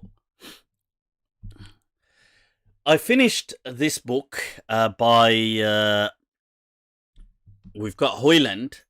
Now, Robert Hoyland. This was I was actually going through it on Audible. I prefer actually listening to a lot of books. Now, I just finished it this week gone, and I have to say it was a very fascinating book. I thought I'd just share a few words on it. I found the author's perspective to be reasonably neutral. I did not find him to be, sometimes people fear that, some people will just hate on Islam, or they'll be just negative towards Islam. I didn't feel that, generally speaking, throughout the book. Naturally, the person isn't a Muslim, so Hoyland does assess it from an outsider's perspective. He will give that. He speaks about how Islam kind of spreads, proliferates, the efficacy of the empire, how the empire to really prosper, it absorbs the cultures and the heritage in which it finds itself. He speaks about all of that. He speaks about the companions. It's very fascinating. And I did find him to be on many occasions quite fair in his observations. It's interesting when he speaks about Muawiyah radiallahu an, and how Muawiyah incorporated a lot of the administrative structures he found to generate wealth for the Muslim empire. I found that very fascinating. How he speaks about some of the military campaigns of Muawiyah against the Christians, and I found that very fascinating. That he speaks on, he mentions this particular example where Muawiyah, and I found him to be quite fair, where he does speak that there was quite a bit of bloodshed done by the Muslims, but he mentions that, to be in all fairness, Muawiyah actually wanted, that he highlights, the records show that Muawiyah wanted a peaceful treaty, and he did not want to, that particular island to be, it was off one of the kind of Greek islands, to be conquered by force. And Muawiyah actually sent an envoy, and he asked for there to be a peace treaty, and that they can keep their things and keep their kind of whatever it is, and have basically like a vassalage. But how those people underestimated the envoy, and then eventually how they even kill so many of those people and torture them, and then he says that Muawiyah then retaliates and makes an example out of them. But he does show that how Muawiyah initially wanted to demonstrate how Muslims are actually very compassionate and merciful. And I found that very interesting that he highlighted that. And he says that he actually made quite a few attempts to say, look, let's do this very peacefully. You can keep all of this. You can do this. We can have that. And how they completely underestimated and undermined and just thought nothing of the Muslim forces and the Muslim presence in the Middle East, until then eventually Muawiyah landed. And when he did, he did make an example out of them. But that's one thing. But other things he cites as well, how Islam spreads beyond into Mawara an-Nahar, those territories that are beyond modern day Iran and into more Central Asia, and how that influences Islam. I overall found it to be very interesting. I found him to have been well researched, informative. I learnt many things, interesting archaeological aspects he cites, things about coinage and other things of rituals and customs. And I'm not saying always he has to be on point. He would have his take at the end of the day. It's interesting when towards the end of his book, he explains this enigmatic phenomenon of how Islam proliferates throughout the Middle East through conquest so suddenly. And he explains that, and it's really fascinating. First of all, he goes through how were the ruling Arabs trying to prevent non-Arabs from becoming significant within society. And he explains that although that may have been the case with some people, that Islam was so, because Islam was so easy to embrace, and it was kind of welcoming for all, and it was familiar to many, especially the Middle East, because they were already familiar with Christianity and Judaism. So Islam was kind of like a cousin. So it's not too close, but not too far away. It's something you can see similarities. So when these non-Muslims, when these non-Arabs, whether they were captives or free people, embraced Islam, it became very difficult to stop them from becoming intrinsic parts of the Muslim society. Because he mentions, even with the slaves and the women, for example, bringing them in, that when so many, because the Arabs were not actually that large in number, so when they bring in all these other people that have been sometimes brought back, because he explains how some Muslim rulers would relocate people to kind of prevent this insurgency. And when you do things like that, and intermarriage, this was something, and even with slave captives like women having children with them, it was unstoppable that Islam, that these people would not become important people within Islam. You couldn't stop it because it was too easy to embrace. You didn't need to go to a clergy. You didn't need to do something. And most of the captives and the if you want to call them subjects, they learnt Arabic. And when they learnt Arabic and took Arabic names, it became difficult distinguishing between who is now the original people and who are these migrants. It became difficult. Or theologically migrants, theological migrants. So, yeah. And I thought that was very fascinating, the way he explains that, and how these people that became Muslim. The other thing is, you see, with captives, he explains how they found that within Islam, them owning Islam themselves, they had free reign to do so. Like nobody could actually tell them that, no, what do you mean? Like, let's say in Hinduism, there is a caste system. It's only for the Brahmins. It's only for a certain clergy. These slaves that became freed slaves, once they embraced Islam, they could not only learn about it, but by learning about Islam, they could become an authority on Islam. All of a sudden, you've got a second-class citizen, let's say, who is now an authority that everybody goes to.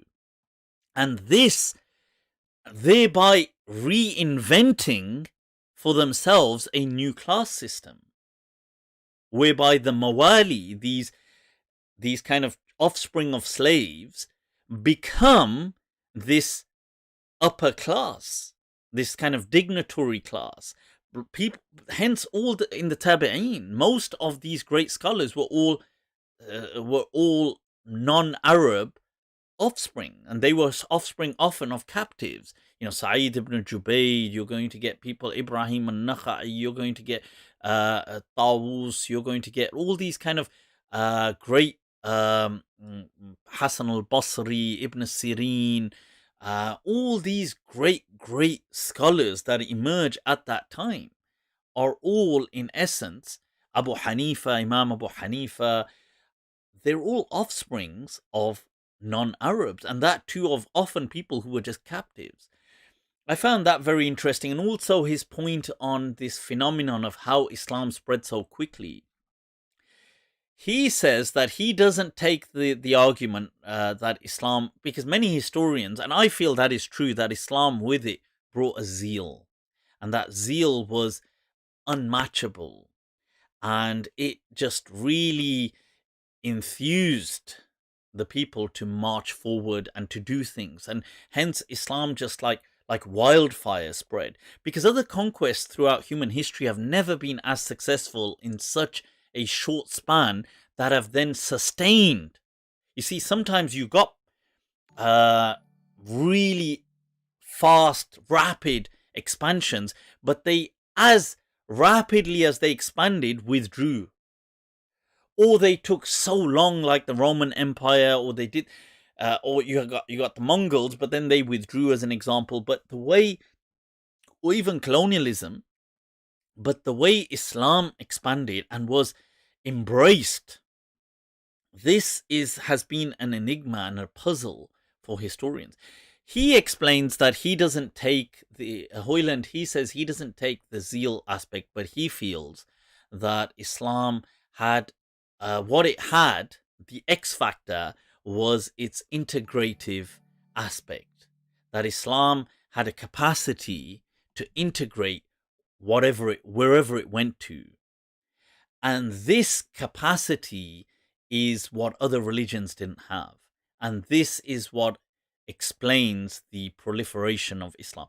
I feel that too is a key aspect. I do accept that point as well. Checking some of the comments. People, please be mindful in your comments.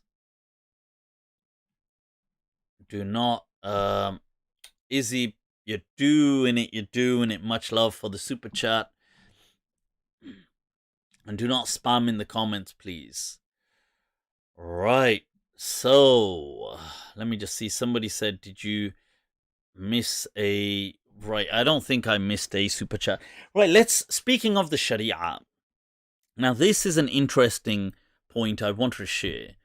You see, to many people, we have been left with a slogan, the Shari'ah, but they don't fully understand what that means. Yes, they know it is a regulatory system. It is a system of rules, regulations, of principles, of things like this to live by. That they understand. What are these rules? Very few people can name them except a small amount, like what are popularized about chopping the hand of the thief and so on. The other key problem in this discussion or discourse of Shari'ah is people misunderstand what is the basis of the Shari'ah. So we know that the Shari'ah comes to us through the Quran, through the Sunnah.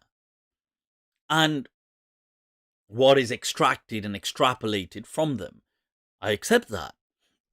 That's not what I mean. The raison d'être, the actual objectives of the Shari'ah, the what it's trying to achieve is that it is providing a society with a remedy, with a social remedy to their problems. But where is it bringing these rulings from? So here is the misunderstanding. People feel that the rulings it's bringing are somehow otherworldly. They have been brought in from out of this cosmos as divine, out of time rulings that were unheard of before Islam mentioned them. So it's like, as an example, imagine you went to 7th century Arabia and you started speaking about cryptocurrency. Nobody's heard of it. People would not even have imagined it. So you start explaining, no, this cryptocurrency I want to introduce. I mean, obviously you can't introduce, but you'd like to introduce. Let's say you'd like to introduce cryptocurrency. Or you're trying to explain the stock market. You're introducing the stock market to 7th century Arabia. Now that's something they've never heard of. The world has not heard of. And it's otherworldly to them. Fair enough. This is what people think the Shari'ah was. And the truth is, it's nothing like that. And I have a video as well already explaining the kintsugi hypothesis, that just as you have this Japanese art, this beautiful art where they will have broken pottery, broken bowls and broken things that are then rejoined together using a kind of decorative seal, often golden or things like this, which not only fix the bowl or that pottery, but they do so in a way to make it look much more beautiful than it was to begin with.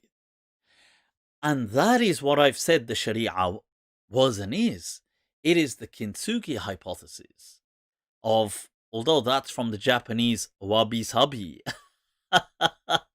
but this is what was happening.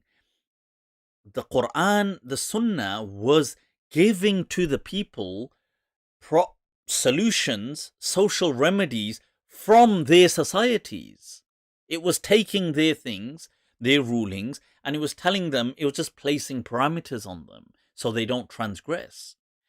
Now, I want to cite an example to show sometimes what we picture of the Shari'ah is completely not what the Shari'ah may be. So people have, and often this dogmatist view as presented by Salafis and Wahhabis and people, pseudo-Wahhabis as well, people like Deobandis or these people who are not technically Wahhabi, but they, have an alter ego that is kind of like they think they're confused. they think they're Wahhabi sometimes. This kind of dogmatic mind frame, and other people have it as well. Now, so some Brelvis have it and other people. Now, they have this understanding, this is how it is, this is the Sharia, and sometimes people will say, oh, how does Mufti Abu Layth say, oh my God, he makes things halal, oh my God, So, let's take a look at some rulings, people. Sharia. And as always, let's refer to the books of Sunnah. Allah, Allah, Allah. So this is Abu Dawud. This is a commentary on Abu Dawud, but this is taken from Abu Dawud, a major book of Sunnah within the Ummahat of six major texts, within Sunni sources of law. So you have here, there's a hadith. This is under the bab. This comes under the chapter of talaq, by the way. But it's under the bab. Man qala bil qur'ah idha tanasa'u. Now, I'm not going to finish the chapter heading yet. I'm going to build a little suspense. Let me give you a scenario, people. Give you a scenario. There is a situation where a woman, a Muslim woman, Muslim woman, has had sex. Nothing, I mean, that's normal. With 3 men, Muslim men, in one menstrual cycle. So within a couple of weeks. So within, let's say, 3 weeks, 2 to 3 weeks, she's slept with 3 men. 3. Now, she has a child. So, the 3 men, Muslim men, they say, that's my son. That's my, I mean, to be fair, it's not specific whether it's a son, but it's a child. So, they say, that's my child. So, this guy says, that's my child. That guy says it's his. That guy says it's his. The woman es muy confundido. She's confused, okay? One does get confused on these matters. Ho jata hai, natural. It's so she's confused as well. She's like, yaar, this one, This one. Launches, bro. Oh, sorry. बता दिया ना तूने मुझे तूने बता दिया ना तेरे कहने में मैं आ गया So she's also confused that who does it belong to? So the Prophet sallallahu alaihi wasallam has sent Sayyidina Ali radiallahu an. He's there. Now, how does Sayyidina Ali deal with this matter? I want you to take a look at this hadith. Now, what do you think, according to the dogmatists, what ought to be happening? First of all, she ought to be stoned. Sabse pehle isko maro. You know, three, mar. She ought to be killed. Then the men ought to be either killed or flogged. Surely, this one. There ought to be something. But what is it that happens? So here is a hadith. إِذَا تَنَازَعُوا فِي الْوَلَدِ. If they disagree regarding the child. We've disagreed regarding the child. What should we do? So Zayd ibn Arqam transmits this hadith. كُنْتُ جَالِسًا عِنْدَ النَّبِي. I was sitting by the Prophet sallallahu alaihi wasallam. فَجَاءَ رَجُلٌ مِّنَ الْيَمَنِ. A Yemeni man came. He said, 3 people in ثلاثة نفر من أهل اليمن أتوا عليا يختصمون إليه في ولد. He said, and this, by the way, Sayyidina Ali is sent during the last years of the Prophet's life to Yemen. He's sent there as an ambassador and so on. He deals with their affairs. So, and he collects taxes and things like that. He says that they came to Ali disputing regarding a child. وَقَدْ وَقَعُوا عَلَى امْرَأَةٍ فِي طُحْرٍ وَاحِدٍ. And they'd all had intercourse with the same woman during one menstrual purity cycle. So basically, she couldn't tell who got her pregnant. So he says, Sayyidina Ali says to 2 of them, طِيبَا بِالْوَلَدِ. How about, would you two let him have it? And they say, no, hell no. Then he says to the other 2, would you let him have? No. Then he says to these 2, would you let him? No. So basically, none of them are settling to have the child. Sorry, to give up the child. Then what does he say? He says, Antum shuraka mutashakisun. Basically, you all have a dispute. It's like you've all got a claim. So how are we going to settle this?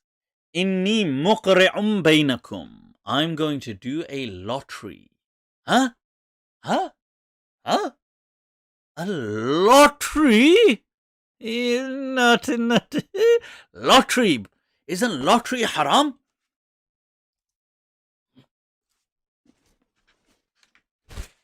Lottery haram. I'm going to do a lottery to the other 2. فَأَقْرَعَ بَيْنَهُمْ فَجَعَلَهُ لِمَنْ قُرِئ. And that's how we settled the judgment. How did the Prophet ﷺ react? Did he say, this is haram? Lottery is kufr, is haram, is min amali ahli al-jahiliyyah, is from this, is from that. How did the Prophet respond? فَضَحِكَ رَسُولُ اللَّهِ. The Prophet laughed so loud that you could see حَتَّى بَدَتْ أَضْرَاسُهُ or نَوَاجِدُ. You could see his molar kind of teeth at the back. So, but is this ruling? But the scholars don't accept that. Scholars don't accept that. Well, what is your chacha Ishaq ibn Rahaway? The contemporary of Imam Shafi'i, who had his own madhab, and the contemporary of Imam Ahmad Ishaq ibn Rahaway, Imam Ishaq ibn Rahaway, who has his own madhab in the Shari'ah. What does he say? He says this is, not only do I accept this, he says to do lottery, to do a lottery, to determine who gets the child is the sunnah. It is the sunnah. Naughty. It's the sunnah. It's the Shari'ah people to do lottery. وممن قال بظاهر حديث زيد بن أرقم إسحاق بن راهوي وقال هو السنة في دعوى الولد وكان الشافعي يقول به في القديم. Allah, and this hadith is also in Nasa'i, it's also in the Musnad of Ahmad, but here I've read it from Abu Dawud. Let's not stop there. Let's bring the Dada Ibn al-Qayyim. Ibn al-Qayyim, Badai al-Fawaid, this is an amazing book, by the way, amazing book. Badai al-Fawaid, I have to say, Ibn al-Qayyim does write some interesting books regarding divorce. And why does he bring this up? Because he's speaking about if a person, there was an issue where a person divorced one of his wives, but he wasn't sure who he divorced. I am Muslim world problems.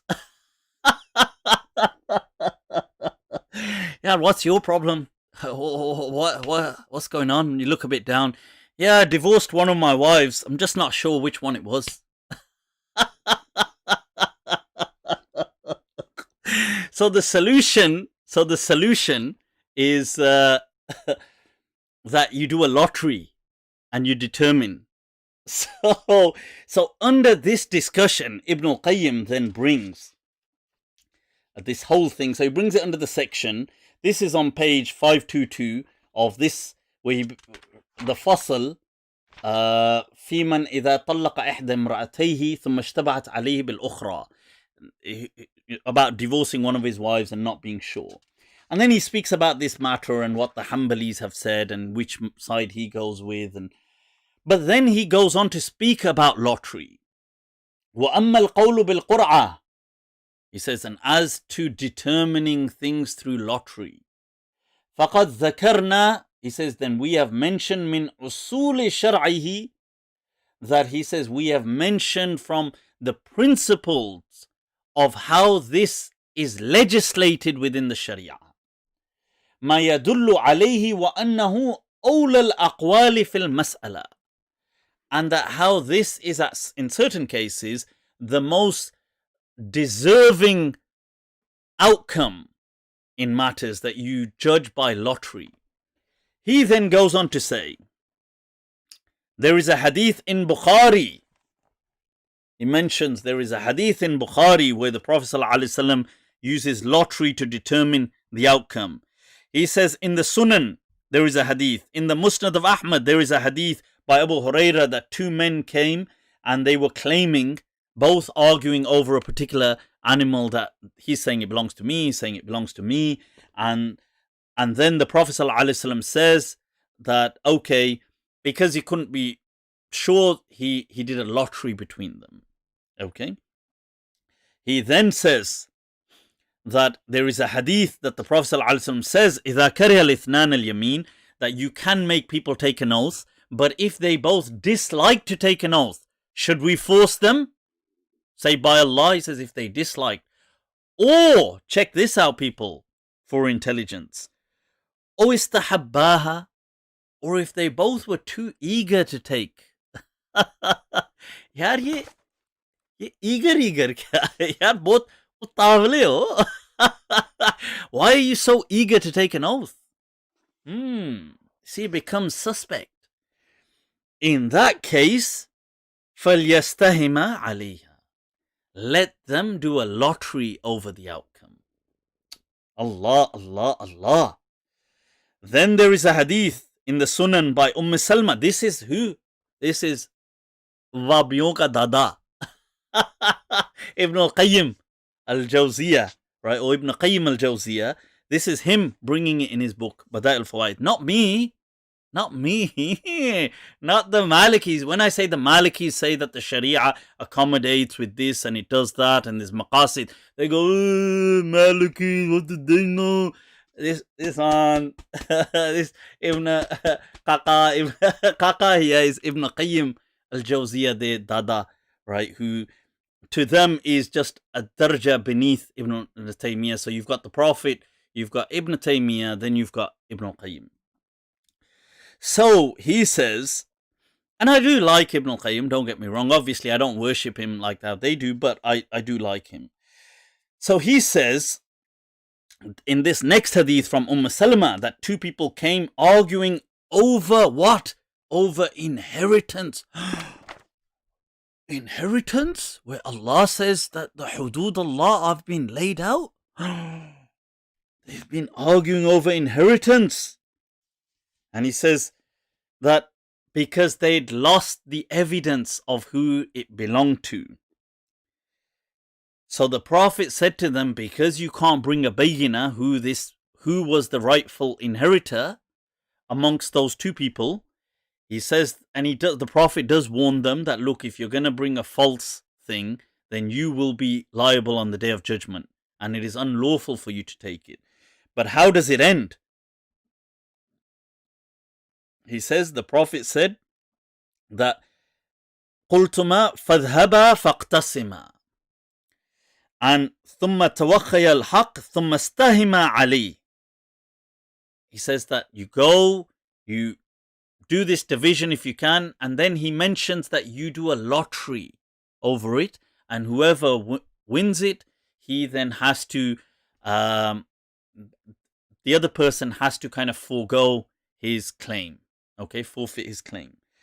Then he goes on to mention Sa'ad in Yawm al-Qadisiyah, between the people who gives adhan, use the lottery. Then he says you can use the lottery in the Shari'ah has been used over who gets guardianship of the child. Is it the mother or the father? There's been lottery he says فَهَذِي قُرْعَةً فِي الْحَضَانَةِ وَفِي تَخْفِيفِ السَّفِينَةِ وَفِي السَّفْرِ بِالزَّوْجَةِ وَالْبَدَاءَ بِهَا فِي الْقَسْمِ وَفِي الْحَلْفِ عَنِ الْحَقِّ على الحق وفي تعيين الحق المتنازع عليه وفي الأذان وفي العتق وجميع الحرية وتكميلها في رقبة كاملة. Now, and he goes on to say people even did it over inheritance, to do with wives, to do with this, to do with that. This is the lottery, people. The lottery. So next time when people say the lottery is such a bad thing, and I'm not trying to say people should be playing the lottery, but I had said in the past, in some rulings, that look, this minor lottery that people play, £1 here, there, I don't encourage it, but it's not haram. And people, oh my God, gambling. Lottery is haram, even if it's for sadaqah. This is what people say. And yahan pe, आरती उतार है आपकी. This dada of yours, Ibn Qayyim al-Jawziyah, he's saying that it is from the principles of the Shari'ah to use lottery.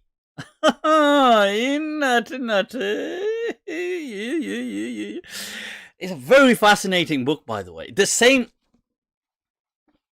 there's since we're on this book, I don't, but since people say, oh, this Mufti Abu Layth, why does he discuss things? Huh?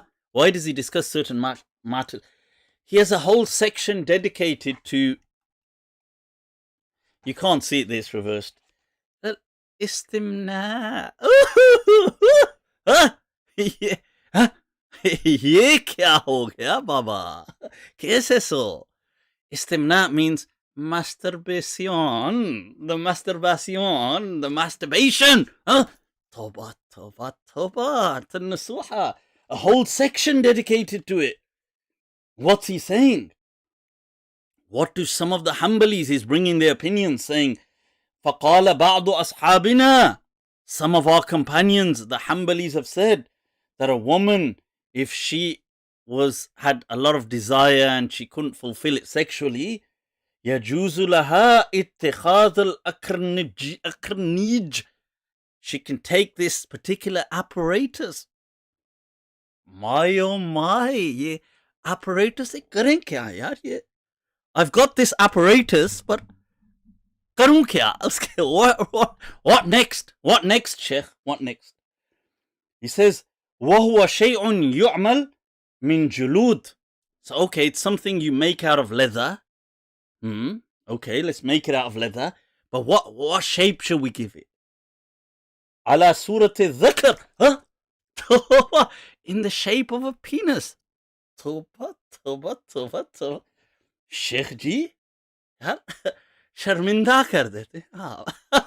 You embarrass me, this one. So, is there more? فستدخله المرأة. توبة توبة توبة. أو ما أشبه ذلك من قثاء. Or she could use something similar like a cucumber. Yeah. Cucumbers.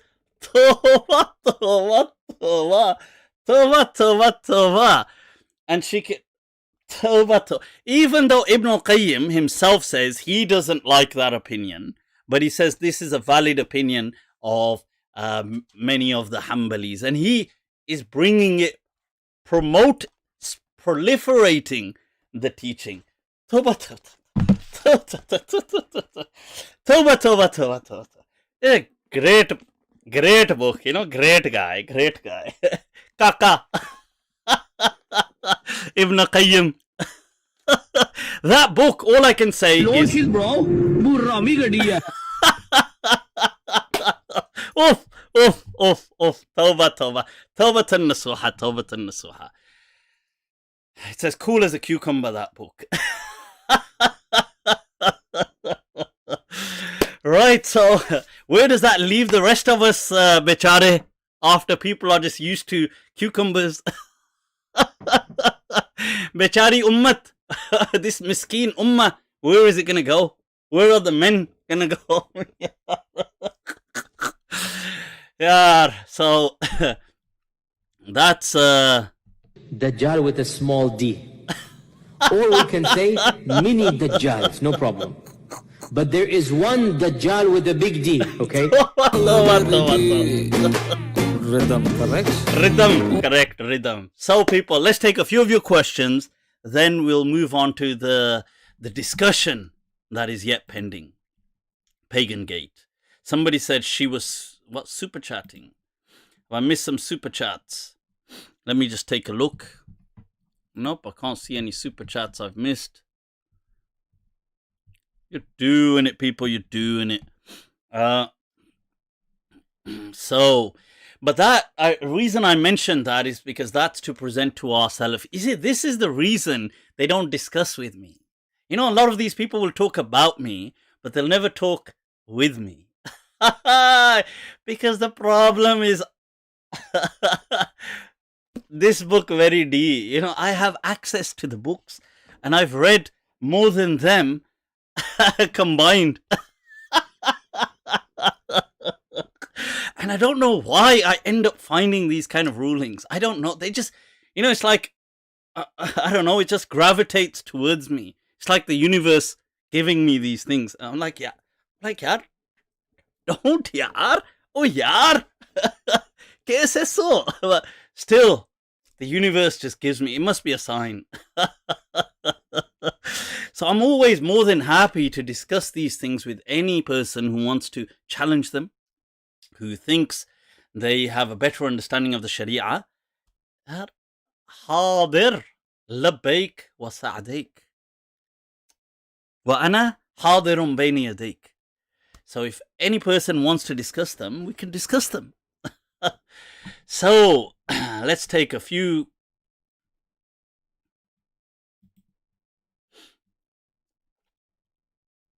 Right. Dada Qayyim was using cucumbers.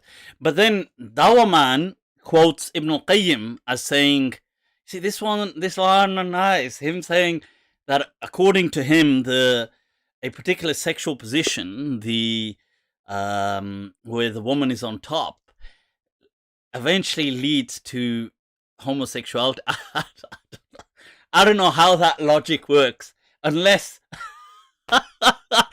accidentally one day somebody else is on top and you're like, yaar, where you come from? This one. I don't know how that accidentally. How yeah, that's like this. Like, wait a minute. Did I just miss an entire season here? Like, what? How did that accidentally lead to that?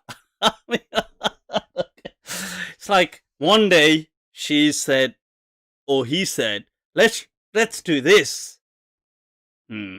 Okay.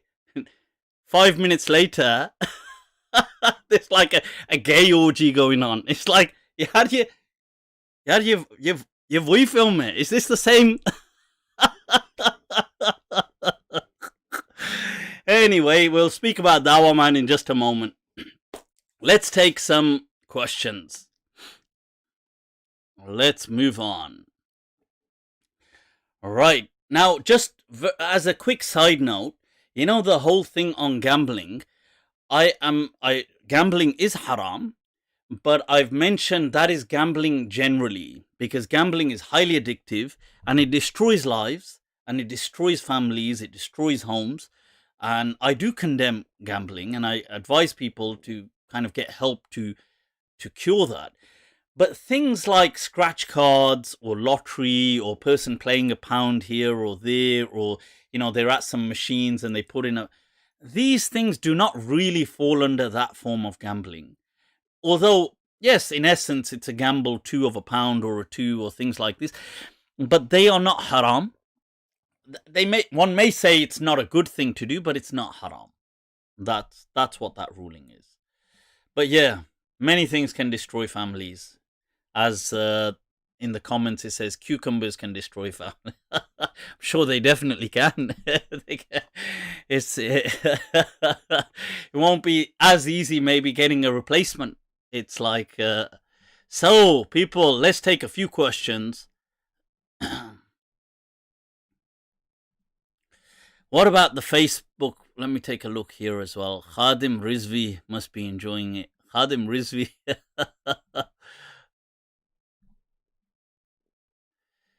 Addison Ray is the only reason why TikTok is still alive. I don't know who Addison Ray is. I'll have to find out. Right.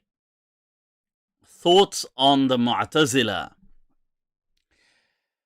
Yeah, I've explained that the Mu'tazila were an ancient sect. They don't really exist. They haven't existed for something like 600-700 years, if not more. They've been non-existent. They were an extremist sect that were a kind of contradiction in the sense that they had highly extremist factors about them. They were very political. They were about insurgencies against the state. They also excommunicated Muslims that committed any sins. They considered them to be not a kafir, but no longer Muslim. But then they also had a very rational side to them as well. So what happens, later people like Ibn Taymiyyah, who is obsessed with groups like the Mu'tazila, with all sects, he's obsessed. What they would do is, when they dislike a person who's using reason against them, they would say, you're using reason. So you're Mu'tazili then. And you're like, no, I'm not. But then, so you're Mu'tazili. Acha.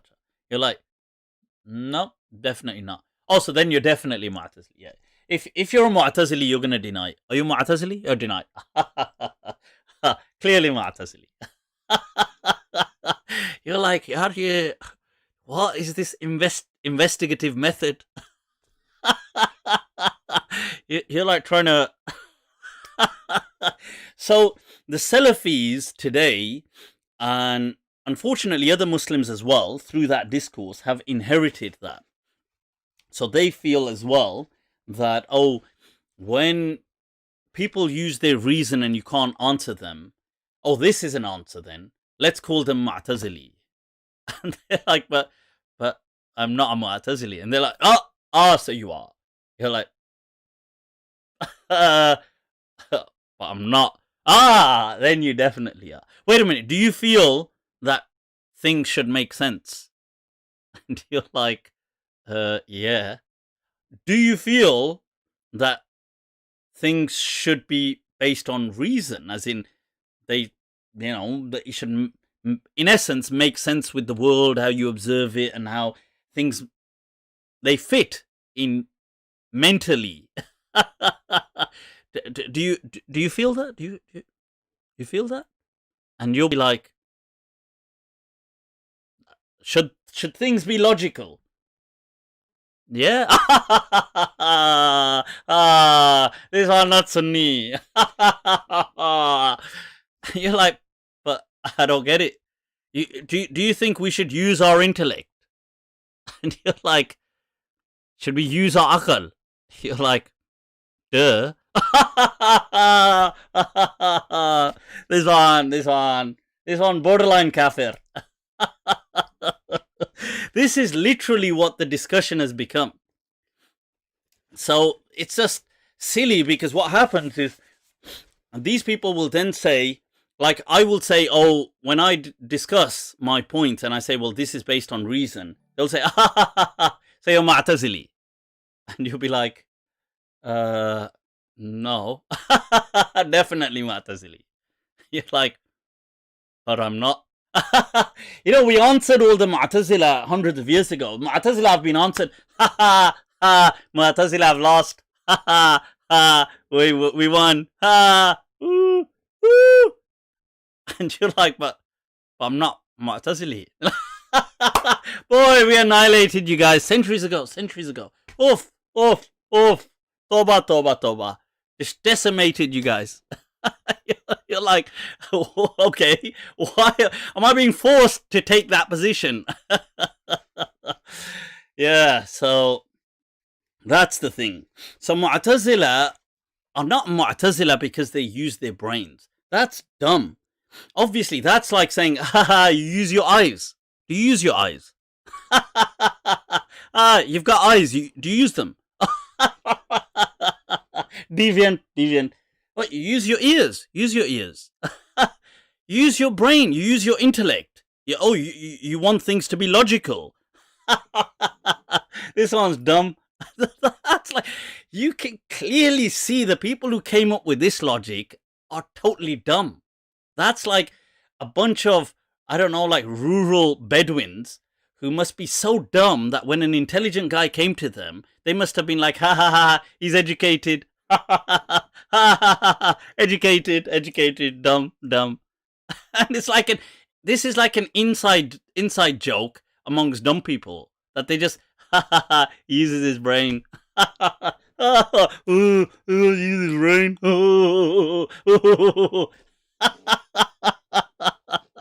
Honestly, you just don't know what to.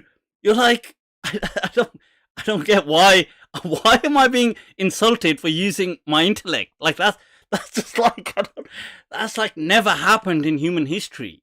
Like, people have been insulted for not using their intellect, but for using it, you're being insulted. Okay, and you don't even know how to come back. What's a comeback for that?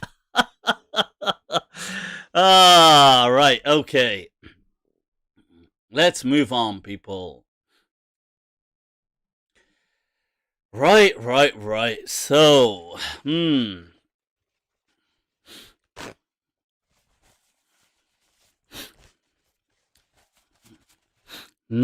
skincare is the best way to relax at the end of the day. Shukran, Hinaji, shukran. I don't know what that is, but I'll look into it. Right, so what is going on? What is the difference? Debate Dawah Man, please. I would love to have Dawah Man on if he wants to come on a MindTrap, that would be excellent. I'll bring him on MindTrap. I think these people don't want to really, maybe they don't want to popularize me, or they don't want to talk about me because it'll give more clout. Right, actually, speaking of that, speaking of Dawah Man. Right, somebody sent me a clip this weekend gone, and it was to do with a podcast that Dawah Man has, and it's called Chai with My Bhai. Right, and it's a group of guys having a chat. So they told me go to this point, and it's speaking about imitating kuffar, and they're speaking about having the fade cut. And so one of the guys, I don't know what his name is, Somali lad, he speaks about me indirectly without mentioning my name. He says, well, you get some people who claim they're knowledgeable, but yet they'll wear a chain and they'll have this kind of fade haircut and so on. And then Dawah Man doesn't engage my name or me, but he just goes back to the topic. I find that, first of all, I do find it very intriguing why Dawah Man does that. And I think it's maybe because he doesn't want to give me any kind of like clout or anything. He doesn't want maybe to attract more people towards me or something. Maybe, unless he deep down has a liking for me. That would be interesting. That would be an interesting twist. Plot twist. Right? But I think it's because he doesn't want to kind of make me popular, if that's the case. So they end up talking about this, that, oh, you're not allowed to imitate the kuffar. And Dawah Man gives his interpretation saying, okay, the qaza, the haram haircut, is the one where you have a 0 blade. But if you have a 0.5, that's not haram. So having a 0 blade is haram. So immediately you think, what about Hajj? Yeah, Hajj ka kya ihram? So he says, but I mean, he doesn't answer that question, but he gives it in his way that having a 0 blade on some parts is haram. But on some parts, like if you have it all over, it's not haram. If you have it in some parts, then you're going to hell. So let me get this right. So God says that when you do Hajj, muhalliqi ru'usihim, that those people that wants to complete the Hajj, you must do this 0 blade all over. Okay. Or you can trim, or muqassirin, or you can trim your hair. Okay, fair enough. ठीक है.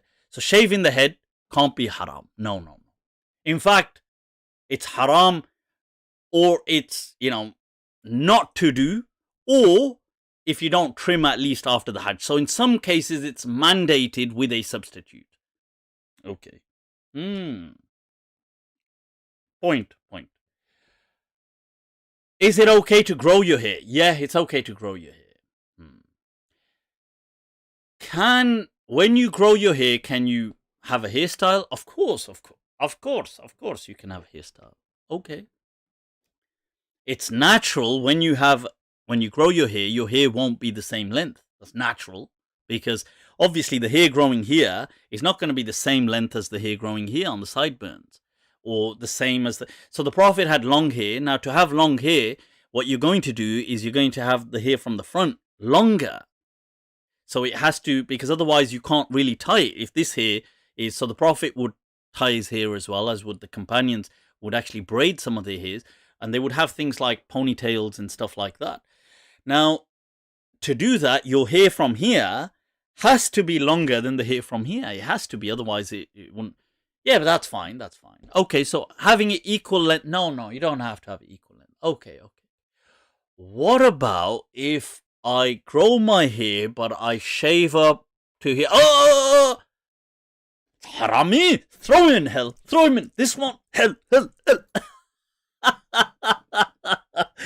So you're like, yeah, what? I'm trying to understand this God that you're painting a picture of. That, the same God who's created this magnificent cosmos. He is saying that if you trim your hair, it's not haram. If you trim it like you've shaved it, 0.5, it's not haram. If you go that 0.5 lower, it is haram, and you're going to go to hell unless I change my mind. Unless it's for Hajj, then you better trim it at no. But then you better do it all over. And you're like, yeah, why is this God so obsessed with my hair? Why, seriously, why is God so obsessed over people's hair that, or him? Us harami ko pakad lo. Grab that harami at the back there, who's got his sideburns shaved right down.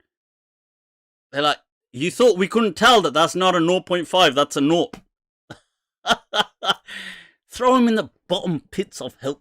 Mur, in the bottom pits of hell. This is how dumb these people have made this religion. Honestly, I find this so absurd. Like, I can't believe that people actually, this is what people worship God through, this kind of reasoning. To me, that is like God in this, what they're illustrating is like somebody, they infantilize God, that he's some kind of like a 4-year-old who throws a tantrum, and he's like always angry, and he's just angry, he doesn't know why he's angry, he's just angry, he's like, oh, you got this haircut, burn him. You're like, but why? You're like, burn him. You're like, but why aren't you burning him? He's like, well, he did a 0.5, you did a 0.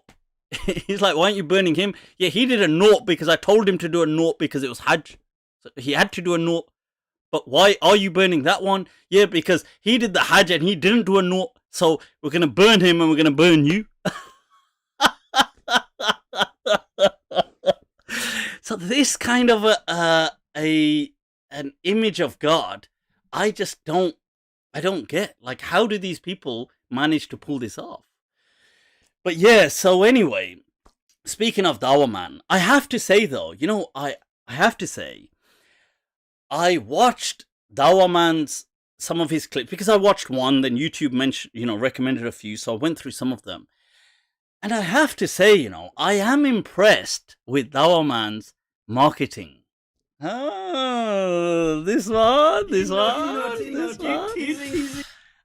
I'm serious. Dawah Man, I think he's definitely much more intelligent than he appears when it comes to marketing. His kind of videos and the way he markets them, they're really, they're intelligently done for that crowd, for what he's trying to do. Like, I watched one came up called something like Chilling with the Mandem. And it's basically a bunch of people just all speaking Mandem, and the Mandem said this, and the Mandem, nah, bro, and it's like this, and it kazi. It's like, what the kazi? Yeah, man, Mandem, and it. But the funny thing is, everybody in the clip is speaking like that. What the hell? It's like, yeah, Mandem, and it, nah, Mandem, my ting, and it, cousin, my ting, man, nah, man, Mandem, loud up, man. You're thinking like, yeah.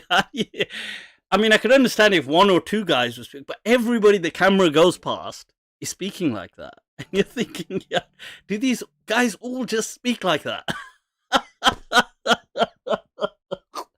So, my ting in it, bro, and it, cause he, nah, bro, man, what, my man, what? But anyway, so, but I was more interested in, like, I watched it and I thought, you know what, I have to rate him for his production and the kind of the thinking behind how he's structuring it for that crowd, because he's bringing in an audience that he is obviously marketing to, and in that thing he sells his umrah. Then he says, see, you want to be part of this mandem, then you need to come on umrah with us and blah blah blah. And I don't know whether he does it to raise money, but he may already be I've heard he's already financially very stable through his family. But still, the marketing strategy, I was impressed, I have to say. I liked the techniques he was doing, even where he had this clip where he had it in neon writing behind him, and I thought that this guy is quite hip with his marketing. It's just the religion that he's totally skewed in. But yeah, big up the mandem, any cuzzy, bro, man. What you think the man, bro, man? Cuzzy, bro. Oh, whoa. Yeah, man, shank him, bro. Shank him. So, right, so yeah. Yeah, it's been incorporated into... No, it's not. Yeah, I know. It's not, it's not the slang that that I was so surprised by. It was just that the video goes through a bunch of people sitting down. They're just having casual conversations. But I was kind of like, whoa, that every single person was speaking like that. Like, I I expected some people, but I expected most to just speak normally. But every single person amongst themselves was like that, which was quite funny to watch. They're all like that. Like they go to this peer and they're doing the same thing. You go to this peer and they're doing the same. So I just found that a bit funny. But yeah, anyway, my point there was actually to rate his marketing. I thought, you know what?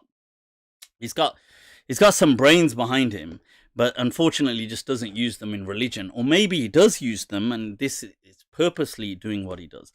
That brings us on, people, from speaking of Dawah Man to our Omar Suleiman's Islam. We can't say it's absence, we can't say he's a kafir. One thing that's for certain is that the guy is a fasiq. Were there drinking, like we had footage of them drinking alcohol? Would we accept that?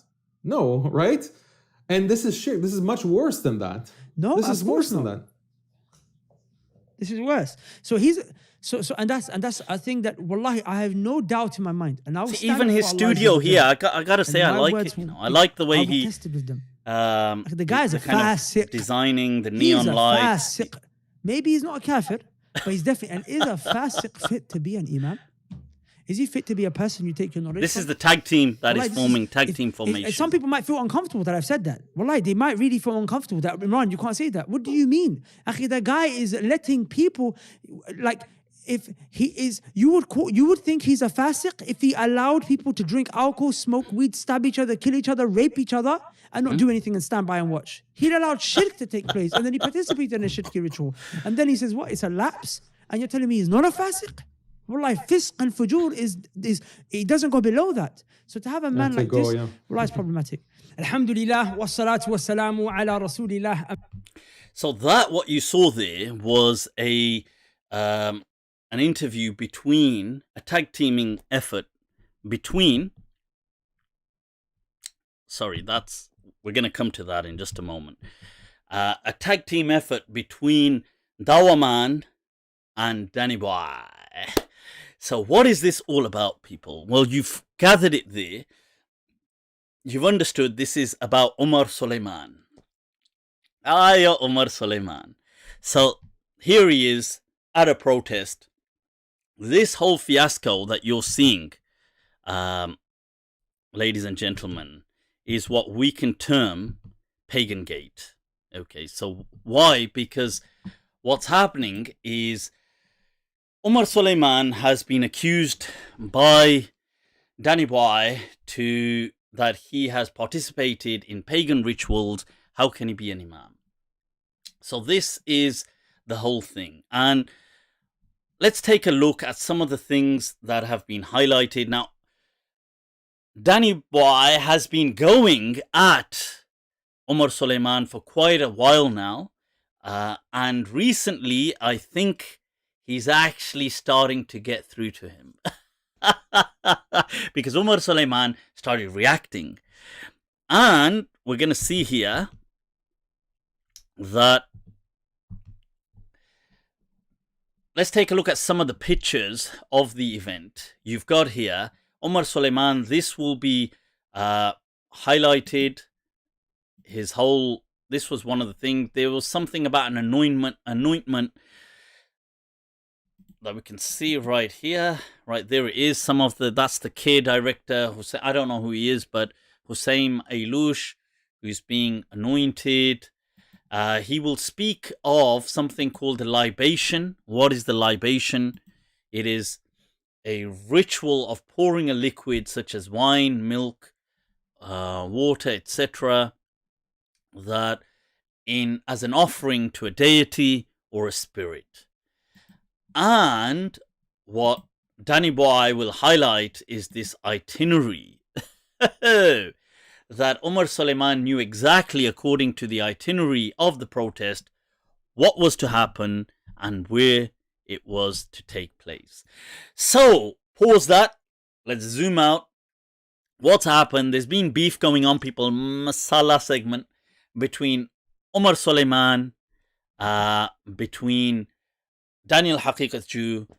It's been going on for a while. It's been simmering, boiling up, and now Danny Boy has finally got some masala to put out there, and it's to do with a protest that Omar Suleiman went to in this protest, it was led by a lot of, it seemed to be a very religious undertone to the whole protest. It was led by gay priestesses, and there was a lot of ritualization right through it. And the whole thing culminates, it ends with this ritual of the libation, pouring this water as some kind of sacred ritual for I think it's the Mexicans or the people across the border that are asylum seekers and being denied safe refuge. What is all of this? What is going on, people? We need to take a look at it. Let's break it down. All right. So, what we have in essence, this is nothing less than House of Cards. Honestly, I'm just being real here. That people can say what they like, but everybody is playing the game. Now, some people are playing it better than others. True, unquestionably. But they are all playing the game. You've got Omar Suleiman, too. I feel that he, to me, Omar Suleiman, look, I like a lot of the stuff he does, a lot of the social justice work and stuff like this. But I'm just going to be real with you, yeah. The truth is, this is ultimately a power game. Yeah. And look, Omar Suleiman is no different to your other people playing for power. I know people may not, I don't know, because he's very, but he plays it well.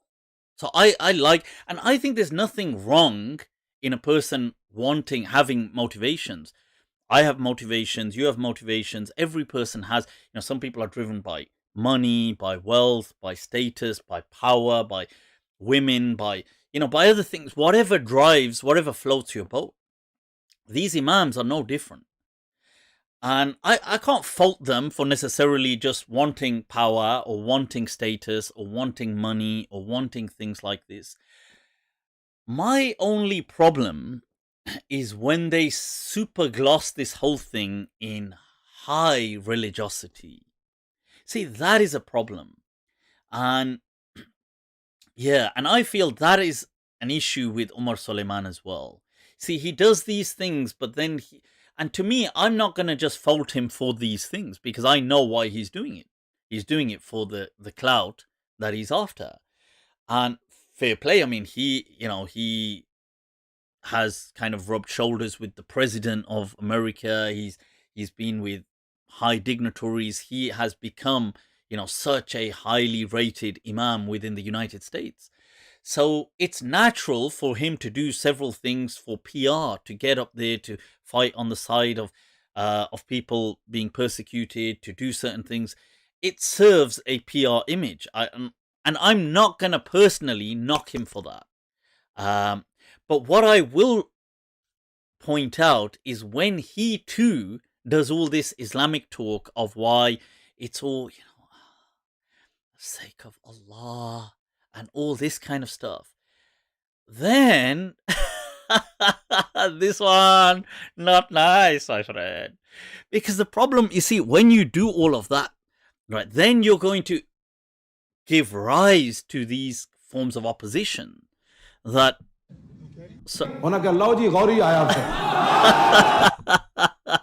And I want to say something. I want to go to a clip of Danny Boy, who has... How many brothers do you have? How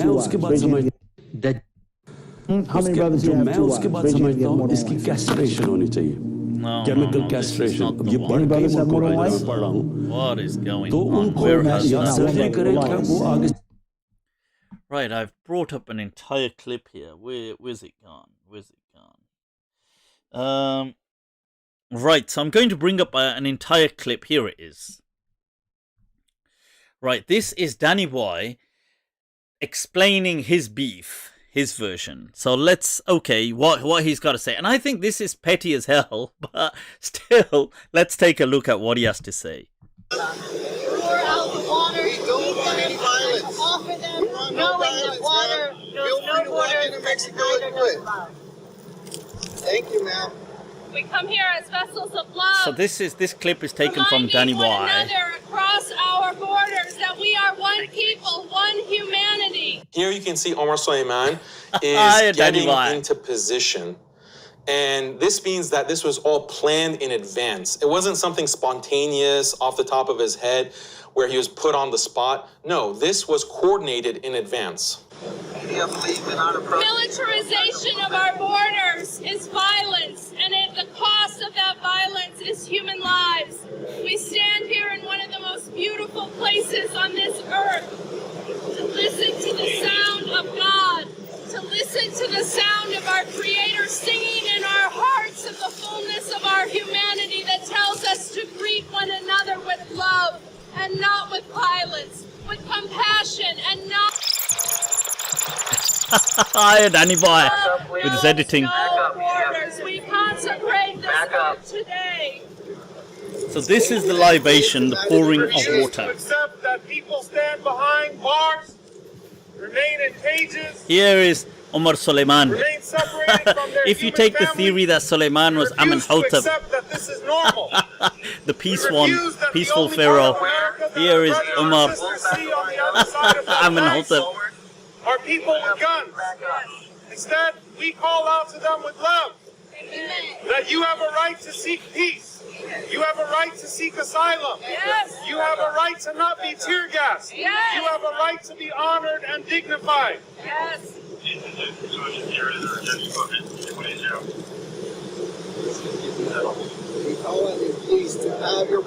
SubhanAllah, I'm having trouble expressing my anger and disgust at this. I mean, a prominent imam participating in a pagan ritual, like, it just boggles my mind that any Muslim would take their deen from someone like this.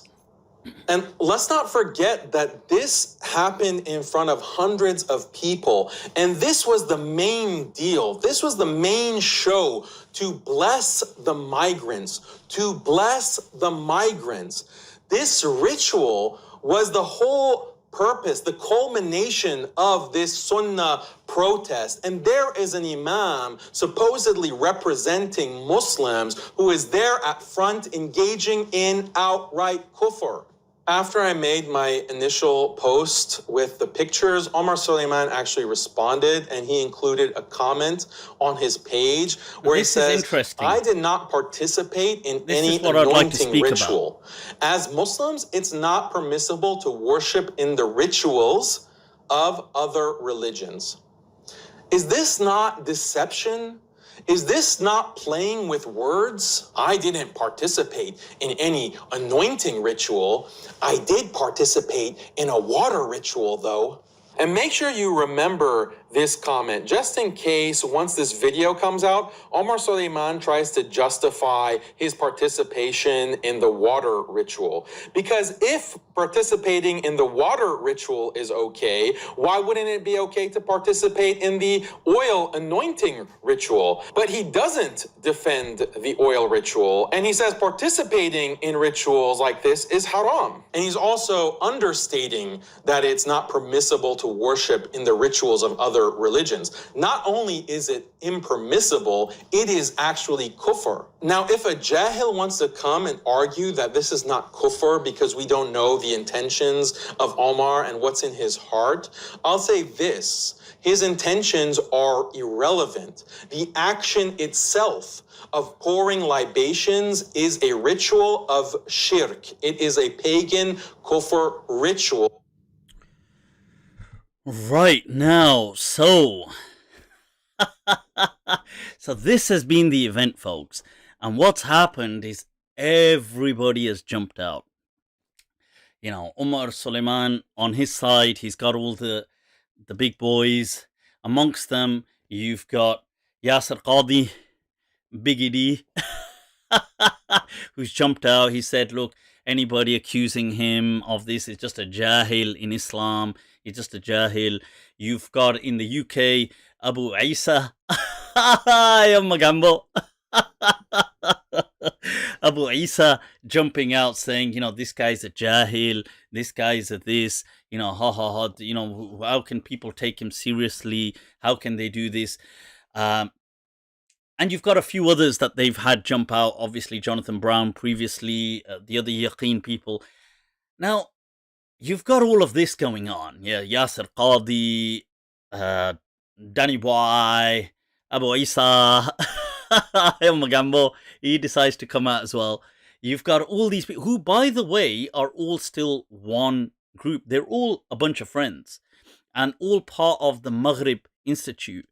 Now, I want to bring something to your attention. You see, what I'd like to highlight is that Danny Boy is, in my understanding, more often than not, a nutcase.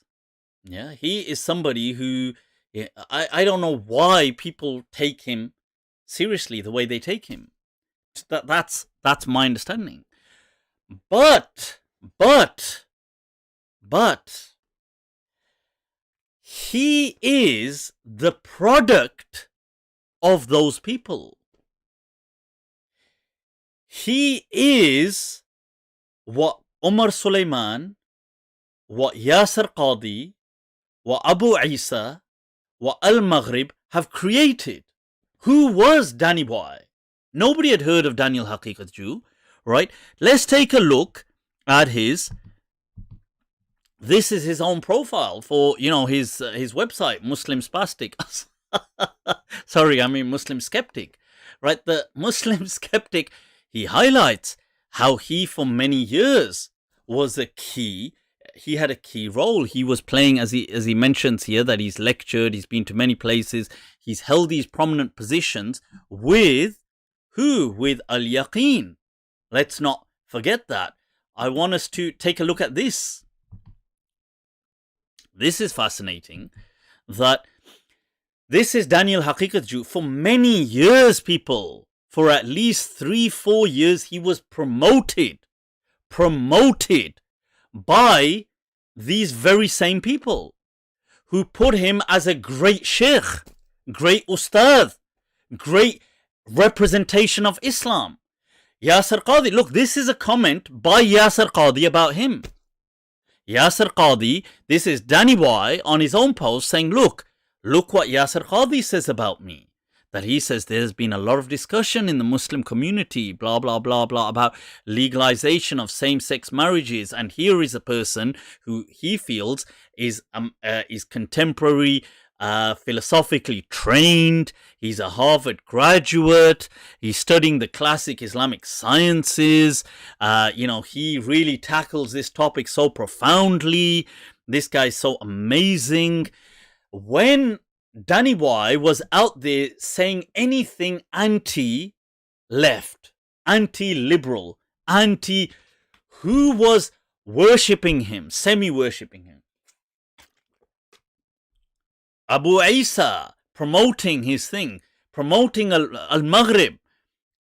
Yasser Qadi, Biggie D. You've got all of these people, Omar Suleiman, paying him. He had paid him for years.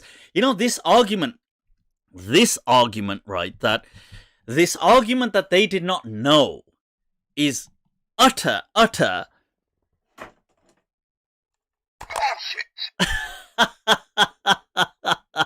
BS. Because look, it happens to everyone that you meet someone, you're not informed, or you don't know somebody well. Somebody tells you they're a great person, so you say some nice words about him. Turns out years later that they are a moron. Happens with everyone. There's nothing new about that. That is not the case with Danny Boy, because Danny Boy worked closely with these people for years. And these people are one clique. They're not. This al-Maghrib that hosts courses and for years on end it raked in what would be millions of dollars by creating this kind of like neo-Wahhabite kind of clout for Muslims, because all of these people are the same background. They are not Wahhabis in that hardline Wahhabi, but they're like neo-Wahhabis which are like semi, but they kind of relax certain things. So that is what Al-Maghrib was. Now, Al-Maghrib brings out these flashy courses, and fair enough, I'm just being honest, this is what it was. And you've got these people backed Danny Boy. They thought he was their response to, this well-spoken guy from Harvard who is going to destroy the left. They paid him. They hired him for years. He worked closely with them. Every time he wrote an article, they promoted him during 2015, 2016, I think up until 2017. He would say stuff like he would make these kind of, he would have these kind of profiles on where he's speaking about morality, where he's dissing the whole thing. Qadi would once again support him. The al-Maghrib, Omar Suleiman, would support him. Now, this is the problem, you see. Now take a look at this. These are his posts from 2015. What did the sexist, misogynistic, transgender man say to his psychologist? I just feel inferior. But I'm just saying, look, fine, I'm all up for humor. But at this time, who made Danny Boy popular? Who gave him the clout? Who gave him that platform? It was none other than Omar Suleiman, than Yasir Qadi, than, these very same people are the people that brought him. He is their Frankenstein. And he has now come back to haunt them. So I want to say, when they now, when people like Yasir Qadi Saab or Abu Isa Saab all of a sudden now have gained vision, and now they call him a jahil. Now Omar Suleiman can see he's a jahil. Now Jonathan Brown can call him a jahil. 3 years ago, 4 years ago, when you all had lifted his butt up in the air and you're parading him off, paying him to say this kind of nonsense, just because he was attacking other people, you were all really good with it. It's like, it's all good. But then, all of a sudden it's like, oh meow, hamari cat, hum pe attack. That's all of a sudden it becomes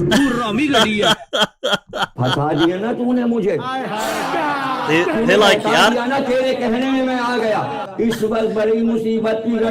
so at one point he's the sun's shining out of his rear end, he's somebody philosophically trained, and then all of a sudden when he knows something, when he starts turning on them, एकदम इन्होंने वक्त बदल दिया, जज्बात बदल दिए, जिंदगी बदल दी।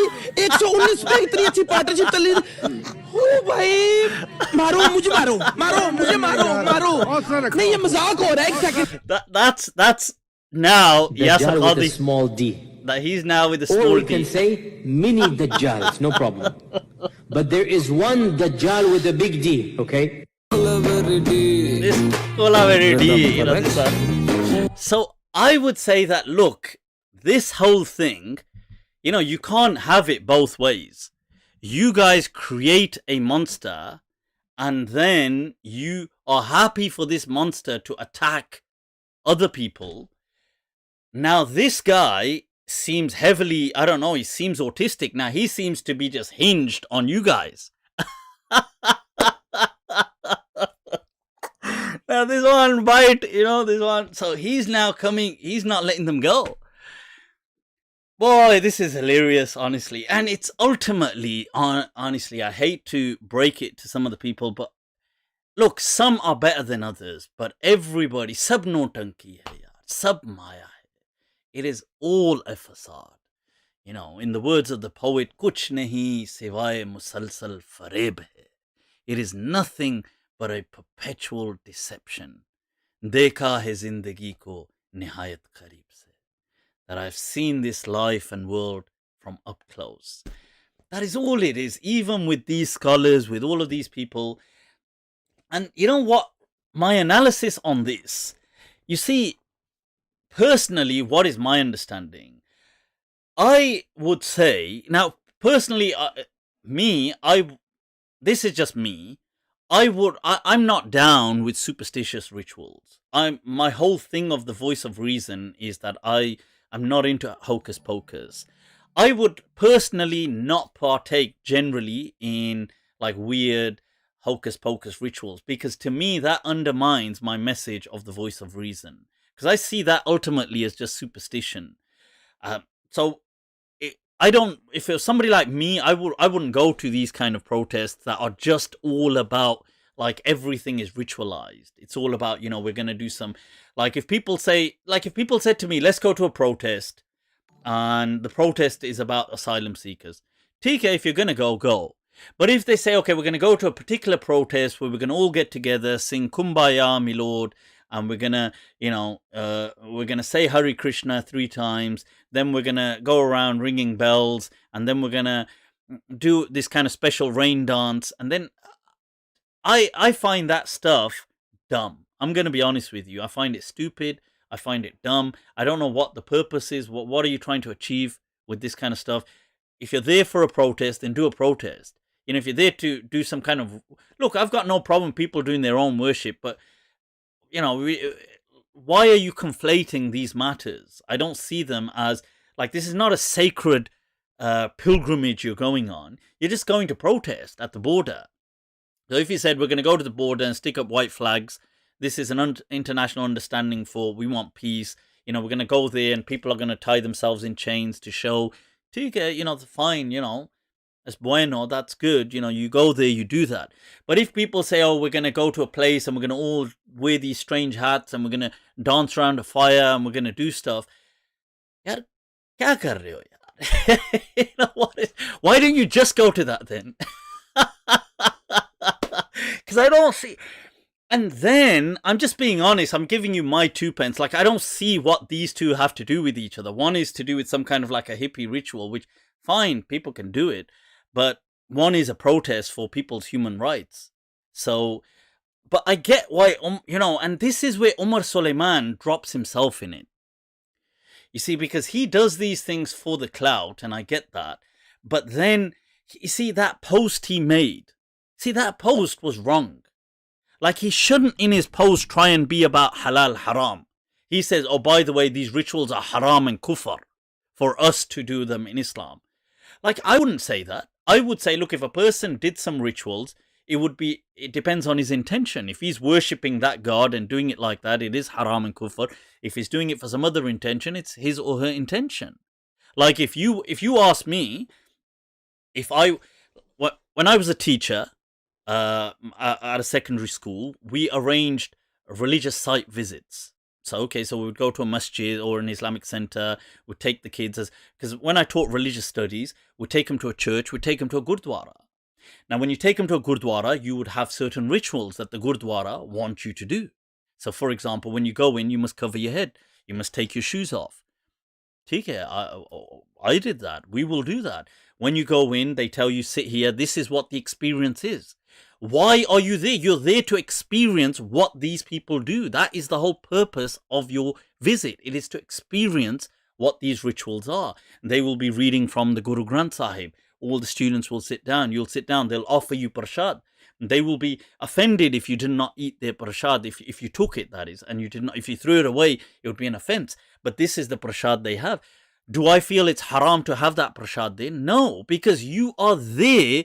Your objective for going there is to experience what these people do. Like, we want to have a world where people know what other communities do. They come to a mosque, they see Muslims praying. This is what, okay, they sit quietly, they take their shoes off, they might cover up, they might even imitate a wudu. That is part of the experience. It is not haram, it is not shirk. This is just your experience. You're not worshipping a particular God, you're just there. Experience. Okay, is this what they do? Okay, they sit here. Okay, they try this. Okay, they go to the langar, they have food. But you see, Omar Suleiman here saying, oh, if we did that, that would be haram. And we don't allow these things in Islam. But then, you see, by laying that high, lofty Islamic card, you yourself will trip up. Because now you're going to be caught out in saying, well, but here you are doing a ritual.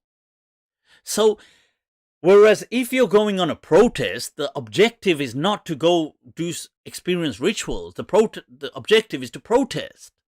So why don't you just go do a protest? You don't need to do a kumbaya, my lord, kind of like So I find that incredibly confusing. Once again, to me, it's not that these things are haram. I would never attend that kind of stuff because I find superstitions just dumb of themselves. I'm not, it undermines my whole message for the voice of reason. But I would say to people, if they want to experience what other religions, they want to learn about other religions, then by all means, you can go there, you can see, you can undertake those rituals at that location to see what it is. So if you go in, they say, take your shoes off, you can take your shoes off, you can cover your head, you can have the food, see, oh, is this what they do? This is not, it doesn't take you outside of Islam. And I would never preach that, oh my God, this is kufr, this is haram. But we generally, that's not how worship is done in Islam. Of course, and every person who does that knows that's not Islam. So this was my kind of analysis on all of this. I see that Danny Boy is obsessed, but he is their very Frankenstein that they created, and now they're stuck with him. And then, you see, they bigged him up whilst he was dissing feminists, and he was dissing leftists, and he was all awesome for them. He was number one. He was a great studying Islamic sciences, a man of great understanding. Nobody had a problem with him then. Abu Isa never spoke about him then. Yasir Qadi spoke about him positively then. Maghrib supported and endorsed him then.